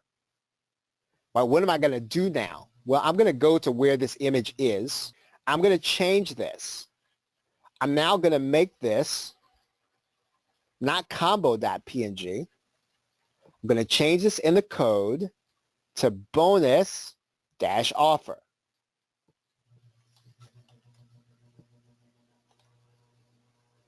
And Dreamweaver has already found the image. So all I've got to do is click that. Okay, so now I've got this change. What I'm going to do now is I'm going to click inside of this area so I can see it in the page. Right, and that's kind of small, but it's there.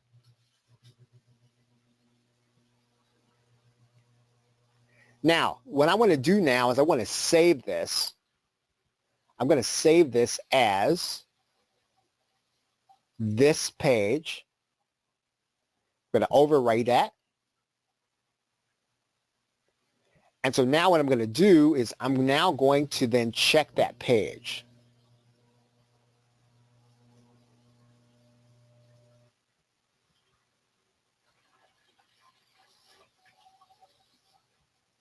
Okay, so the page is the same.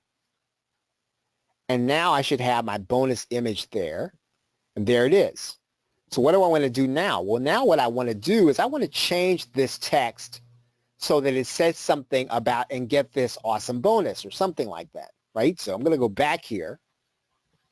And I'm now going to go back to my edit screen.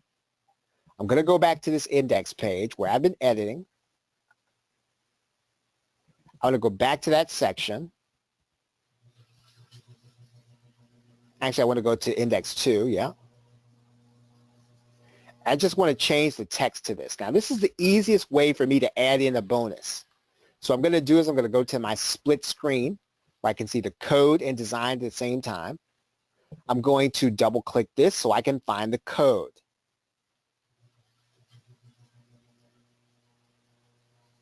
Right, so there's my code. Click this button now to get to this instant access. So what do I want to do? Well, maybe click the button now to let's say, also get access to, I'm going to change this where it says instant access. I'm going to say that. Also get access to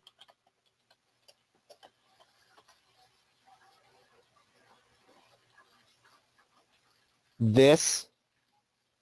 And now I'm going to change this wording that says bonus video training. I'm going to call video training. I'm going to call this bonus video course on Bitcoin. I'm going to click in here. Okay, that doesn't look exactly the way I want. So I'm going to need to know a little bit of code. What I'm going to do is I'm either going to take some of this wording out of here, and I can do that very easily. If I go inside the code, I delete that text, and then I've got some text here where I have added in my bonus. So if you're with me on adding in the bonus to our sales page, right? So pretty much what you want to do is find an easy place to put your bonus in there, right? So it's not always going to be obvious. Every sales page is going to be different. You want to do this in the easiest possible way that you can if you don't know HTML code. Now, if you know HTML code, then of course you can just go right into the code and you can redo the code to make sure that you understand and you'll have it there where you want it. However, if you don't know HTML code, you're going to want to try to find an easy place where you can add in an image as well as change the text. Okay, so what I'm going to do now, I'm going to save this. And then I'm going to go back. I'm going to check my page again. I'm going to scroll all the way to the bottom. Also get access to this bonus video course. And then I've got my bonus image, and then I've got my pay button. Right? I can also place some text at the bottom if I want to, right? I could place some text underneath there, and I could be getting a little ambitious there, but I could do that, right? So all I got to do here is find my image.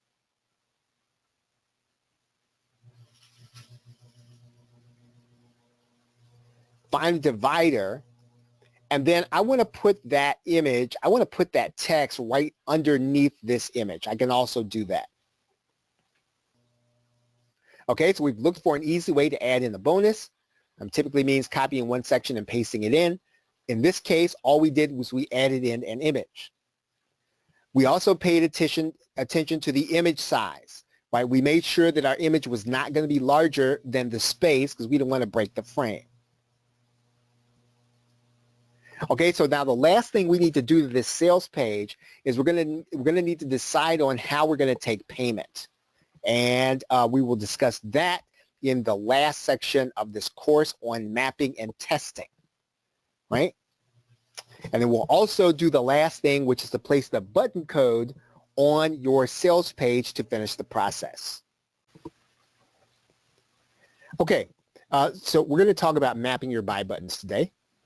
And this is going to be the wrap-up session. So we're going to be talking about where to go to get your buy button, using an affiliate network, using a shopping cart, using PayPal, the PayPal connection walkthrough, and then using your autoresponder as a backup system. Okay, so first let's talk about where do you go to get your buy button. And you do need to make a decision first on where you want to have your product paid for and where you will get your buy link. Seems like a relatively elementary decision, but it is one that will determine how you're going to do your setup. For example, and we're not going over it in this session, but you can set up something like SendOwl if you want to take Bitcoin, right? So let's say that you don't want to take dollars, you want to take Bitcoin or some other cryptocurrency. You can do that on SendOwl. You can also, of course, use PayPal for dollars from most countries. So depending on where you are in the world, you're probably going to use PayPal. And if you don't use PayPal, you can use Stripe. And typically, if you're going to use Stripe, you're going to have typically some kind of third-party intermediary that will turn Stripe's coding into your buy button, right? But if you have Stripe, you have PayPal. If you want to use Bitcoin, you can do all of those three mediums. And you can use any of these merchants. But if you decide not to use them exclusively, let's say you decide you don't want to use PayPal exclusively, what you can do is you can use an affiliate network in order to deliver your product, in order to facilitate payment. And typically, if you're going to do that, you can do that on an affiliate network, and you're going to use some affiliate network like JVZoo, Warrior Plus, Thrivecart, and I don't have it in here, but you can also use ClickBank. It's a little different from some of the others, but it is an affiliate network where you can set up your product ahead of time, and you can recruit affiliates, and you can make sure that the product gets delivered, and you can take payment. Right? That's pretty much what has to happen between now and what we need to do here at the end. Let's talk a little bit about using an affiliate network to sell your product. Okay, one of the things about using an affiliate network is that you are fully disclosing your statistics, right? So if you want to make sure, if what you're trying to do is you're trying to make sure that your affiliates see how well your product is selling, because that is how they're going to determine whether or not they're going to promote your product or not, right? So even if you decide that you're going to only use the network, and you're only going to use the network in order to deliver your product. If you're going to have all these settings turned on, you're going to be putting your statistics. You're going to be listing your statistics to the public, right? And you will, the thing about using an affiliate network like JVZoo Warrior Plus is that you are not going to pay up front to sell your product. Now, if you decide to use ClickBank, you are going to have to pay a fee up front. Right, there's some ways around that, but you're always going to have to pay at least that initial fee. I think it used to be $50. Not sure what it is today. You're going to pay that upfront to sell your product. You do not have to do that on affiliate networks like JVZoo Warrior Plus. Okay, you're going to pay a fee for every sale that you make. You're going to pay a percentage. Right, so everything you sell on JVZoo, you're going to pay 5%. I think on Warrior Plus, you're going to pay between 3 and 5%. And that's going to be what the affiliate network does. Now, you're paying that fee for some convenience. We're going to talk about that here in a minute. Now, on JVZoo Warrior Plus, affiliates are typically promoting because they expect to be paid instantly. That's one of the things about these affiliate networks is that you're typically going to have more affiliates to promote you because they're looking to be paid instantly. Right, using JVZoo Warrior Plus. Now, you may not even be recruiting affiliates, but if you decide to, and you want to have them to be able to promote the product you're going to be selling, then using these affiliate networks are going to be the smart way to go, because you're going to get the people who want to get paid instantly when they make a sale. So at every sale, you're also going to pay a fee to PayPal.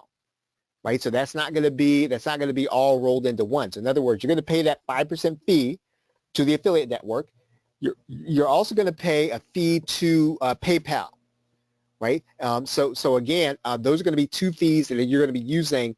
Now again, if you use just PayPal, you're obviously not going to be paying that additional fee on every sale. Right now, you will not have to set up your funnel manually if you use an affiliate network. So in other words, the software does everything. So all you've got to do is put the right pieces in the right place. You can then have your funnel set up, and then when somebody makes a purchase on the front end, they're automatically going to be shown the upsell, and they're automatically going to have their product delivered to them. Right? This does not happen automatically with PayPal or some other merchant. Right? But we'll talk about that here in a minute. Now, if you use an affiliate network, one of the benefits of using one is that they make it easy for you to connect your after-sale autoresponder. So in other words, what you're trying to do is you want to make a sale, and you want to have an individual added to your list, then the affiliate networks make it easy to do that. It's a drop-down window, and pretty much you're just going to drag and drop everything in there, and that's one of the benefits that you're paying for when you pay that 5%. Right? So if you're with me so far, please put the number 1 in the question box if you understand what I'm saying so far about affiliate networks.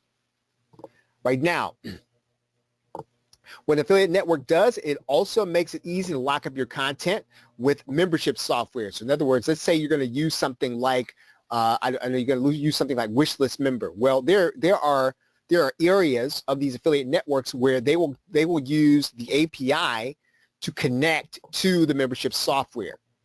Right, so using an affiliate network makes it easy for you to lock up your content if that is what you're going to do. Now, you can decide not to use an affiliate network. You could decide to use a shopping cart or shopping cart system. I think there was one that was on sale this week. I don't know if you purchased it, but a shopping cart system. You can use one like ThriveCart, like ThriveCart. Now, here's where ThriveCart is different. ThriveCart, you will not pay a fee to ThriveCart every time you make a sale. So again, you make a sale on JVZoo. JVZoo is going to take that 5%. Okay, it's a convenience fee for all their software and everything that they're doing. On ThriveCart, you will not pay a fee for every sale. You will pay a fee outright for the shopping cart. Now, I don't think they're on a monthly basis. I think that the fee as of the recording of this video right now is going to be $595 for the cart. Right, so you would pay that fee to basically purchase access to ThriveCart, and then every time you make a sale, you're not going to pay ThriveCart anymore for the sales you make. Right now, the thing about ThriveCart is that the affiliates can still be paid instantly. Right, that's one of the advantages that JVZoo Warrior Plus has. But ThriveCart, they can still be paid instantly. Again, this is a shopping cart. And I'm talking about ThriveCart, but you can pretty much substitute in any shopping cart that's already out there. I think there's something called Sam Cart. There's something called Groove Cart that's a little recent. Any of those carts are going to allow you to designate or to determine how your affiliates are going to be paid. And since affiliates are more enthusiastic in their promotion when they think they're going to be paid instantly, then you want to be able to offer them that, and you can do that with ThriveCart. In ThriveCart, there's no affiliate marketplace. The reason that that's important is that your statistics are not going to be disclosed openly to the affiliates, right? The entire product statistics. Okay, you will get your buy button code from the software. So in other words, when you get shopping carts, it's going to be just like Warrior Plus. You're going to get your buy button code from inside of ThriveCart. And typically, if you're going to be locking up your content, you're going to be locking it down. You want to make sure it's going to be working with the membership software. So in other words, if you're going to go with a shopping cart like ThriveCart, you want to verify that it's going to work with whatever membership software you've already purchased. Specifically, if you go out and you're paying on a monthly basis to a specific software system, you do want to, if you can, right? If you can, you want to make sure that the shopping cart you're using is going to match up with it, because typically a membership software is going to be like something like a $300 to $400 investment. You don't want to just not use it because of your shopping cart. If you can, you want to get a shopping cart that integrates with your membership software.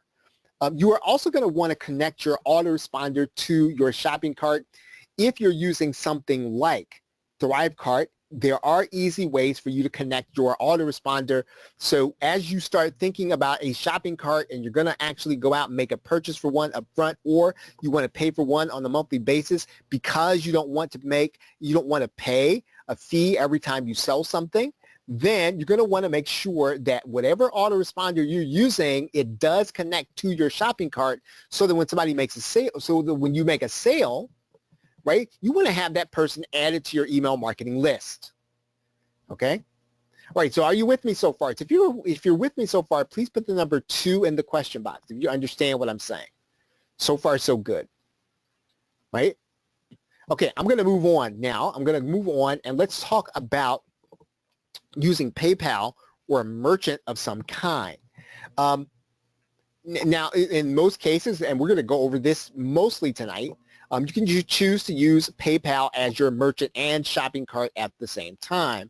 And regardless of how you do it, you are going to pay a transaction fee to PayPal, right? So when you get your product sells for $13, you're going to notice that PayPal will show you that you got, I don't know, $12 and some change, and that they basically took a certain amount out of it for their own fee, right? And so now, when you choose to use something like, you choose to use PayPal as your shopping cart, you are going to need to be tracking your sales, and you're going to need to pay your affiliates manually, right? You can use third-party software systems. I think there's something called iDev Affiliate.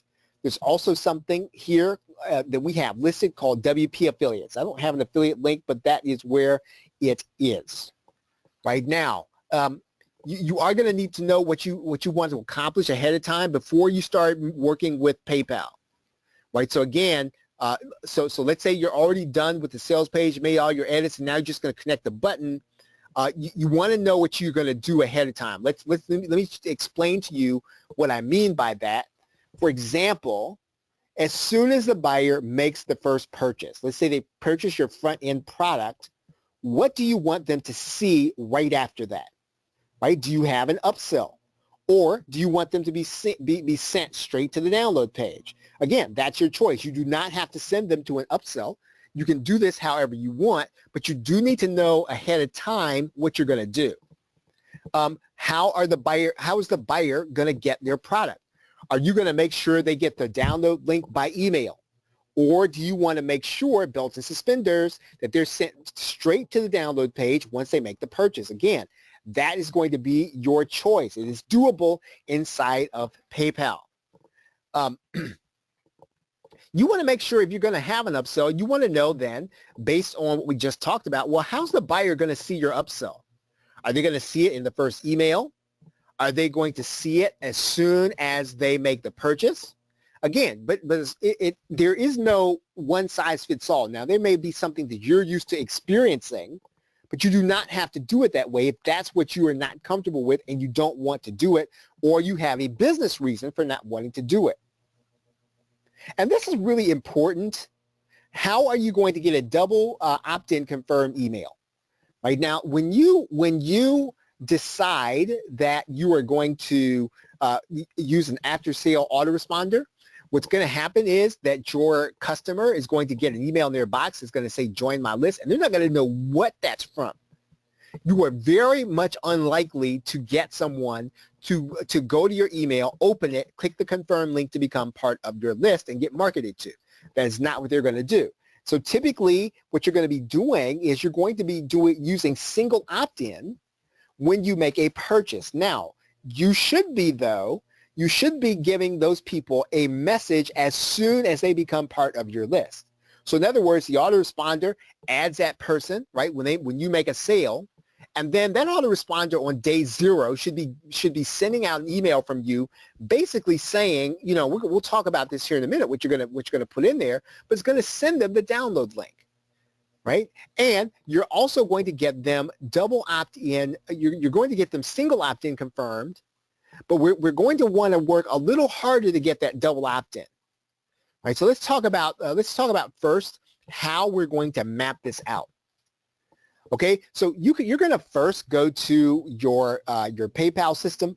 I am looking right now at PayPal Standard in case that's what you have. Now, many of you have the business version of PayPal. It's going to be the same. When you get inside of PayPal, you're going to find the place where you create buttons for your website. You're going to then go to create a button. And then you're going to go inside of this create PayPal button. You're going to fill in the information. You're going to give your PayPal item a name.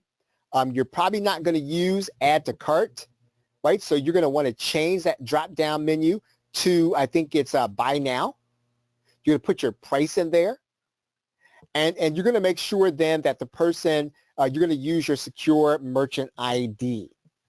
Now, here's the most important thing, and I think we were talking about this before, that you want to be certain of what goes here. And this is where the mapping comes in. Notice down here, the very last URL, it says take the customers to this URL when they check out. This is where you will decide, based on where you map your product, what happens when the person purchases your product on PayPal, right? Are they going to be sent to the upsell? Are they going to be sent to, let's say, a thank you page? Are they going to be sent to a download page? You will determine the URL that goes in this space when you're creating the product, right? We are inside of PayPal. We are looking at putting in an URL based on where we want them to go. Again, please do not think that you have to use an upsell just because you got an upsell page. I know that people that are fundamentally opposed to upsells, which is fine. That is the beauty of being able to use PLR in the way in which you want to determine what the offer is, because you can put up however you want to. You can put the front end and the upsell in the same offer if you want to. It really doesn't. It's really up to you in terms of how you want to do it. Once you complete all that information, PayPal is going to send you to a page where it says add button code to your web page. You're going to see two sides of this area. You're going to see a side that says website. You're going to see another side that says email.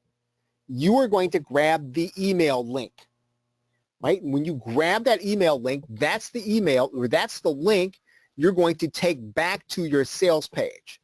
But before I do that, I want to then just talk to you a little bit about using your autoresponder as a backup system, right? And we sort of talked about, we touched on this before.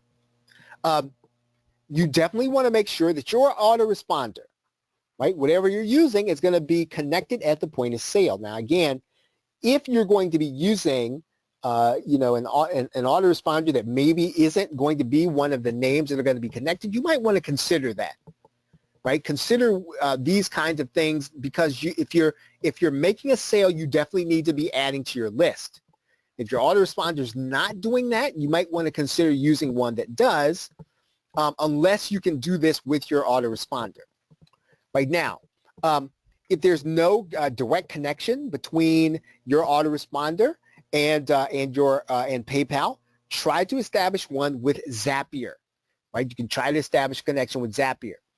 You want to make sure that autoresponder sends them a first-time email, and you're going to send this in addition. Now, even if you have membership software, you should make sure that they get this first autoresponder email in addition to that. So do not depend on the transaction email saying, they paid X amount, and then because they paid X amount, they got this link. You should still be sending them. And again, I realize this is belt and suspenders. I understand that this is going to give someone one more email. However, it is a fail-safe. It is a backup system. When someone does not get your email, they don't get their product, you should be sending something from your autoresponder to make sure that they get something from you, even if it's just to say, hey, if you've got a problem, come to our support here. Right? You can use that first email as an opportunity to do an introduction. Right? So that first, again, they're going to get the transactional email. They're going to get a link to click on, hopefully, but they may not get it. And so you're going to use this not only as a backup system, but you're also going to use it as an opportunity to introduce yourself. Tell them about, how you came to sell the product and what you're going to be doing with them. Now, one more important thing about this, we talked about this earlier, but when you make this sale, you want to make sure that the list automation takes them off the prospect list, right? And again, this is something that we talked about earlier in the series. So make sure that happens. Also, here's an extra step that I think you want to take. Now, if you can get them to opt in a second time, you want to make sure that second opt-in is also an automation sequence that takes them off the single opt-in transaction list, right? Again, and I want to say that again because it's an extra step, and I think that if you can do it, you should do it. Here's how you would get them to opt in a second time. You're going to put a form on your download page, and you're going to say to them if they want an additional update, if they want an additional bonus, an additional video, a bonus video, something in their best interest, then you'll send it to them, and you just want them to put in their name and email address. They will then confirm in order to get that additional video. And then if they confirm and become part of your double opt-in list, you want to then use automation to take them off the single opt-in list, right? Let's see, I've got a question here. It says, I had a new member the other day where only the JVZoo receipt went out. So immediate follow-up impressed her instead of being upset. Yeah, exactly, right? So really when you can, and this is something that if you can do, and I think this is Dana that's saying this, it's something that you absolutely should do because it is a backup system.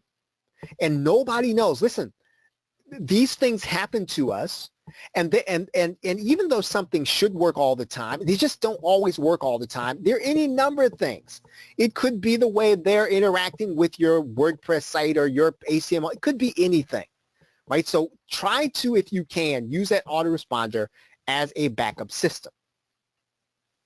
Now, that first email is also a good time to say, listen, here's what else you're going to be doing. Now, if you're going to be emailing them, it's a great opportunity to say, hey, you know what? In this email, I'm going to be sending you emails on a daily basis. Now, somebody might say, oh man, I'm getting off this list now.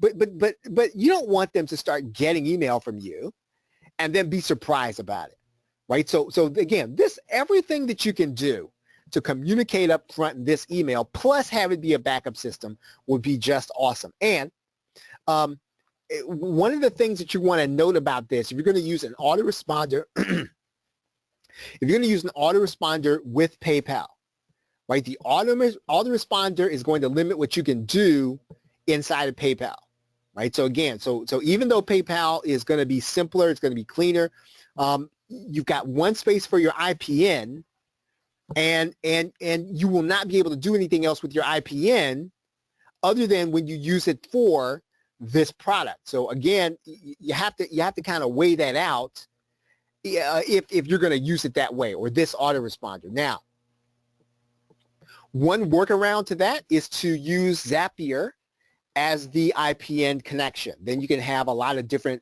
different options with your IPN. Okay, and just briefly, I just want to kind of talk you through this process. We have this email link, right, that we picked up, and so we're going to go back and link it to the button on the sales page, right? And I just want to kind of say this: if you decide to use JVZoo Warrior Plus, I'm gonna suggest that you don't try to use those links with your own button. I know people do it. If you are recruiting affiliates, you can have situations where your affiliates won't get credit and won't get paid because they're going to end up with their stats wrong. So the only way you can really assure that this is going to happen, and even this is not a 100% sure, is you want to use the JVZoo Warrior Plus button that they give you. Again, you can just link out to the button you have, but I would suggest that you don't. I would suggest you go ahead and use their button unless there's a business reason for you not to. Right now, one other thing, that's kind of a minor thing before we move on to the sales page. If you're gonna be using an upsell page, you're gonna have a no thanks link. You want to make sure that you link from that no thanks link to your thank you or sales page. So in other words, they come to the upsell page, they decide not to buy it. They're gonna say, hey, no thanks. You want to make sure when they click that no thanks link that you set up the no thanks link to link to your thank you page, right, or your download page. Okay, now one more thing we want to do. So let's kind of go back to our sales page.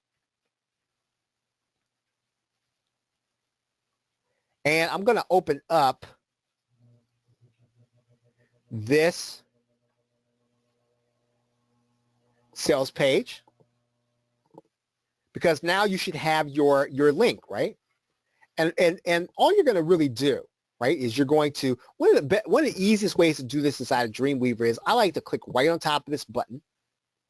And then I just like to go to the properties, right? So I'll go to Windows. I'll go to Properties. And then I like to place the link inside of that area that says Link to Buy button. Right? That's the easiest way to put it in. Now, in this case, what I'm going to do, I'm just going to put in here Google. But you would put in your buy button link.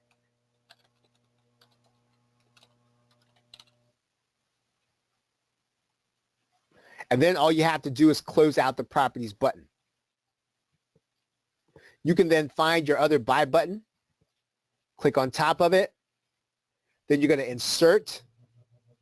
Actually, what you're going to do is you're going to go to the window again. That's what we did before. Go to the Windows, go to Properties. Put that link in there.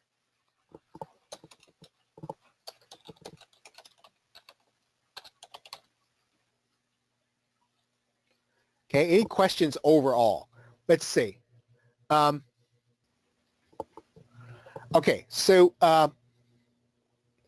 let's take this part out. Okay, which kind of autoresponder beside ClickFunnels gives you the opportunity to make a thank you page that says your download is in progress?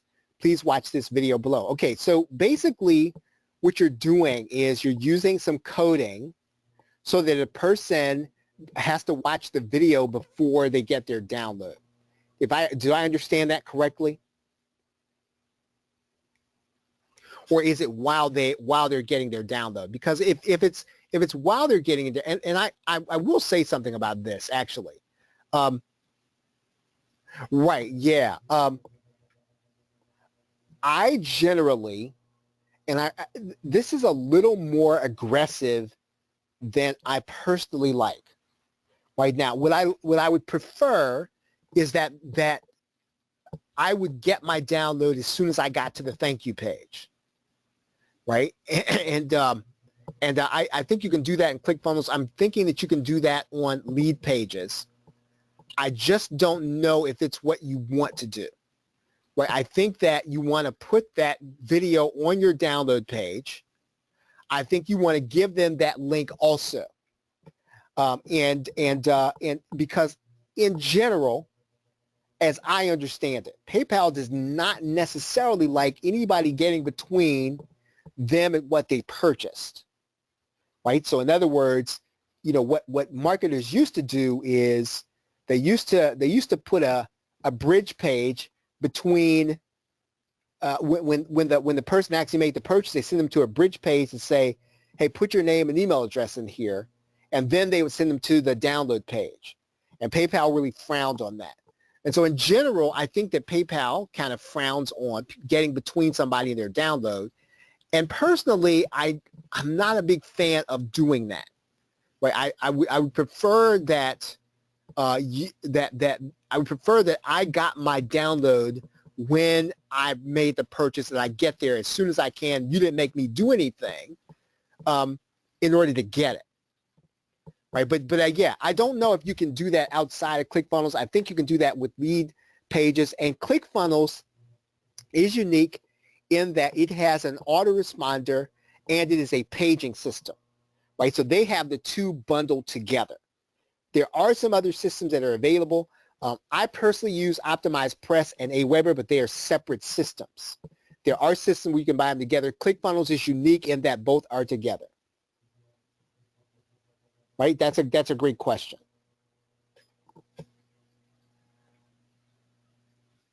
Okay, so you're saying, okay, it's a bridge page, but it does not block them from their purchase. Well, I mean, you could do that. You could do that with the thank you page you have. So let's say you decided not to use ClickFunnels, right? Let's just say you went to this page. Let's just open this page up. Okay, let's say what we will want to do here is we want to put a video in here, right? We could put the video right here. So for example, let's say that we want to put the video up here after thank you for your purchase, right? So let's go here. Let's just get a video.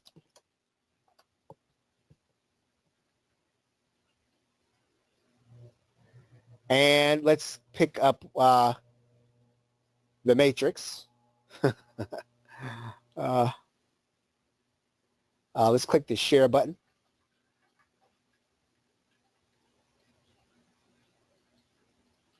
Let's click the embed code.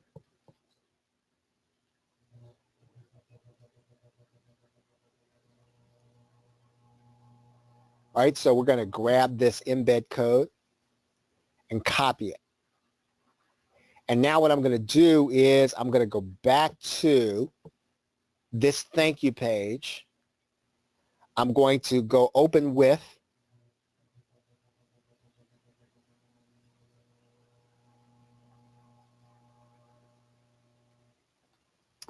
And I'm going to try to put this right under here after this H4 tag. And what I'm going to do is I'm going to, I know a little bit of code. I'm just going to put a break code in there. And let's put another break code in there. And then I'm going to put that video code in there. I'm going to make sure that video code is centered.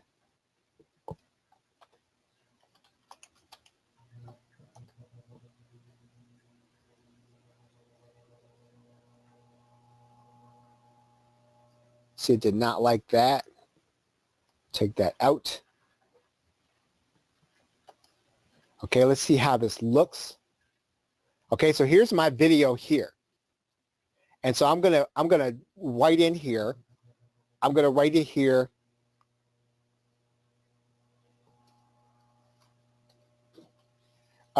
Thanks for your purchase.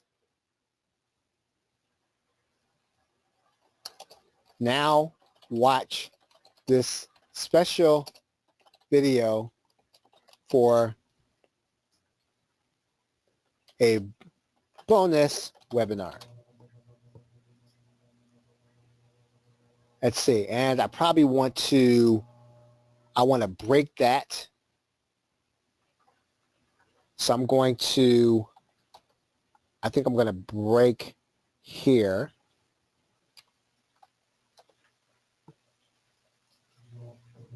Okay, and I'm going to take this break code out.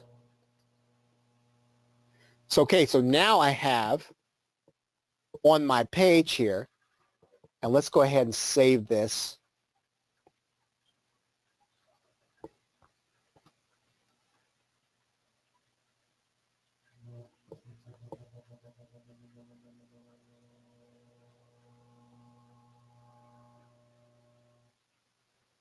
Okay, so here's the download.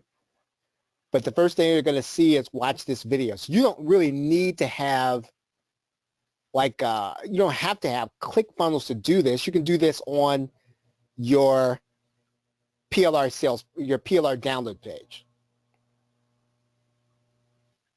Right, and then they still get the download on that page.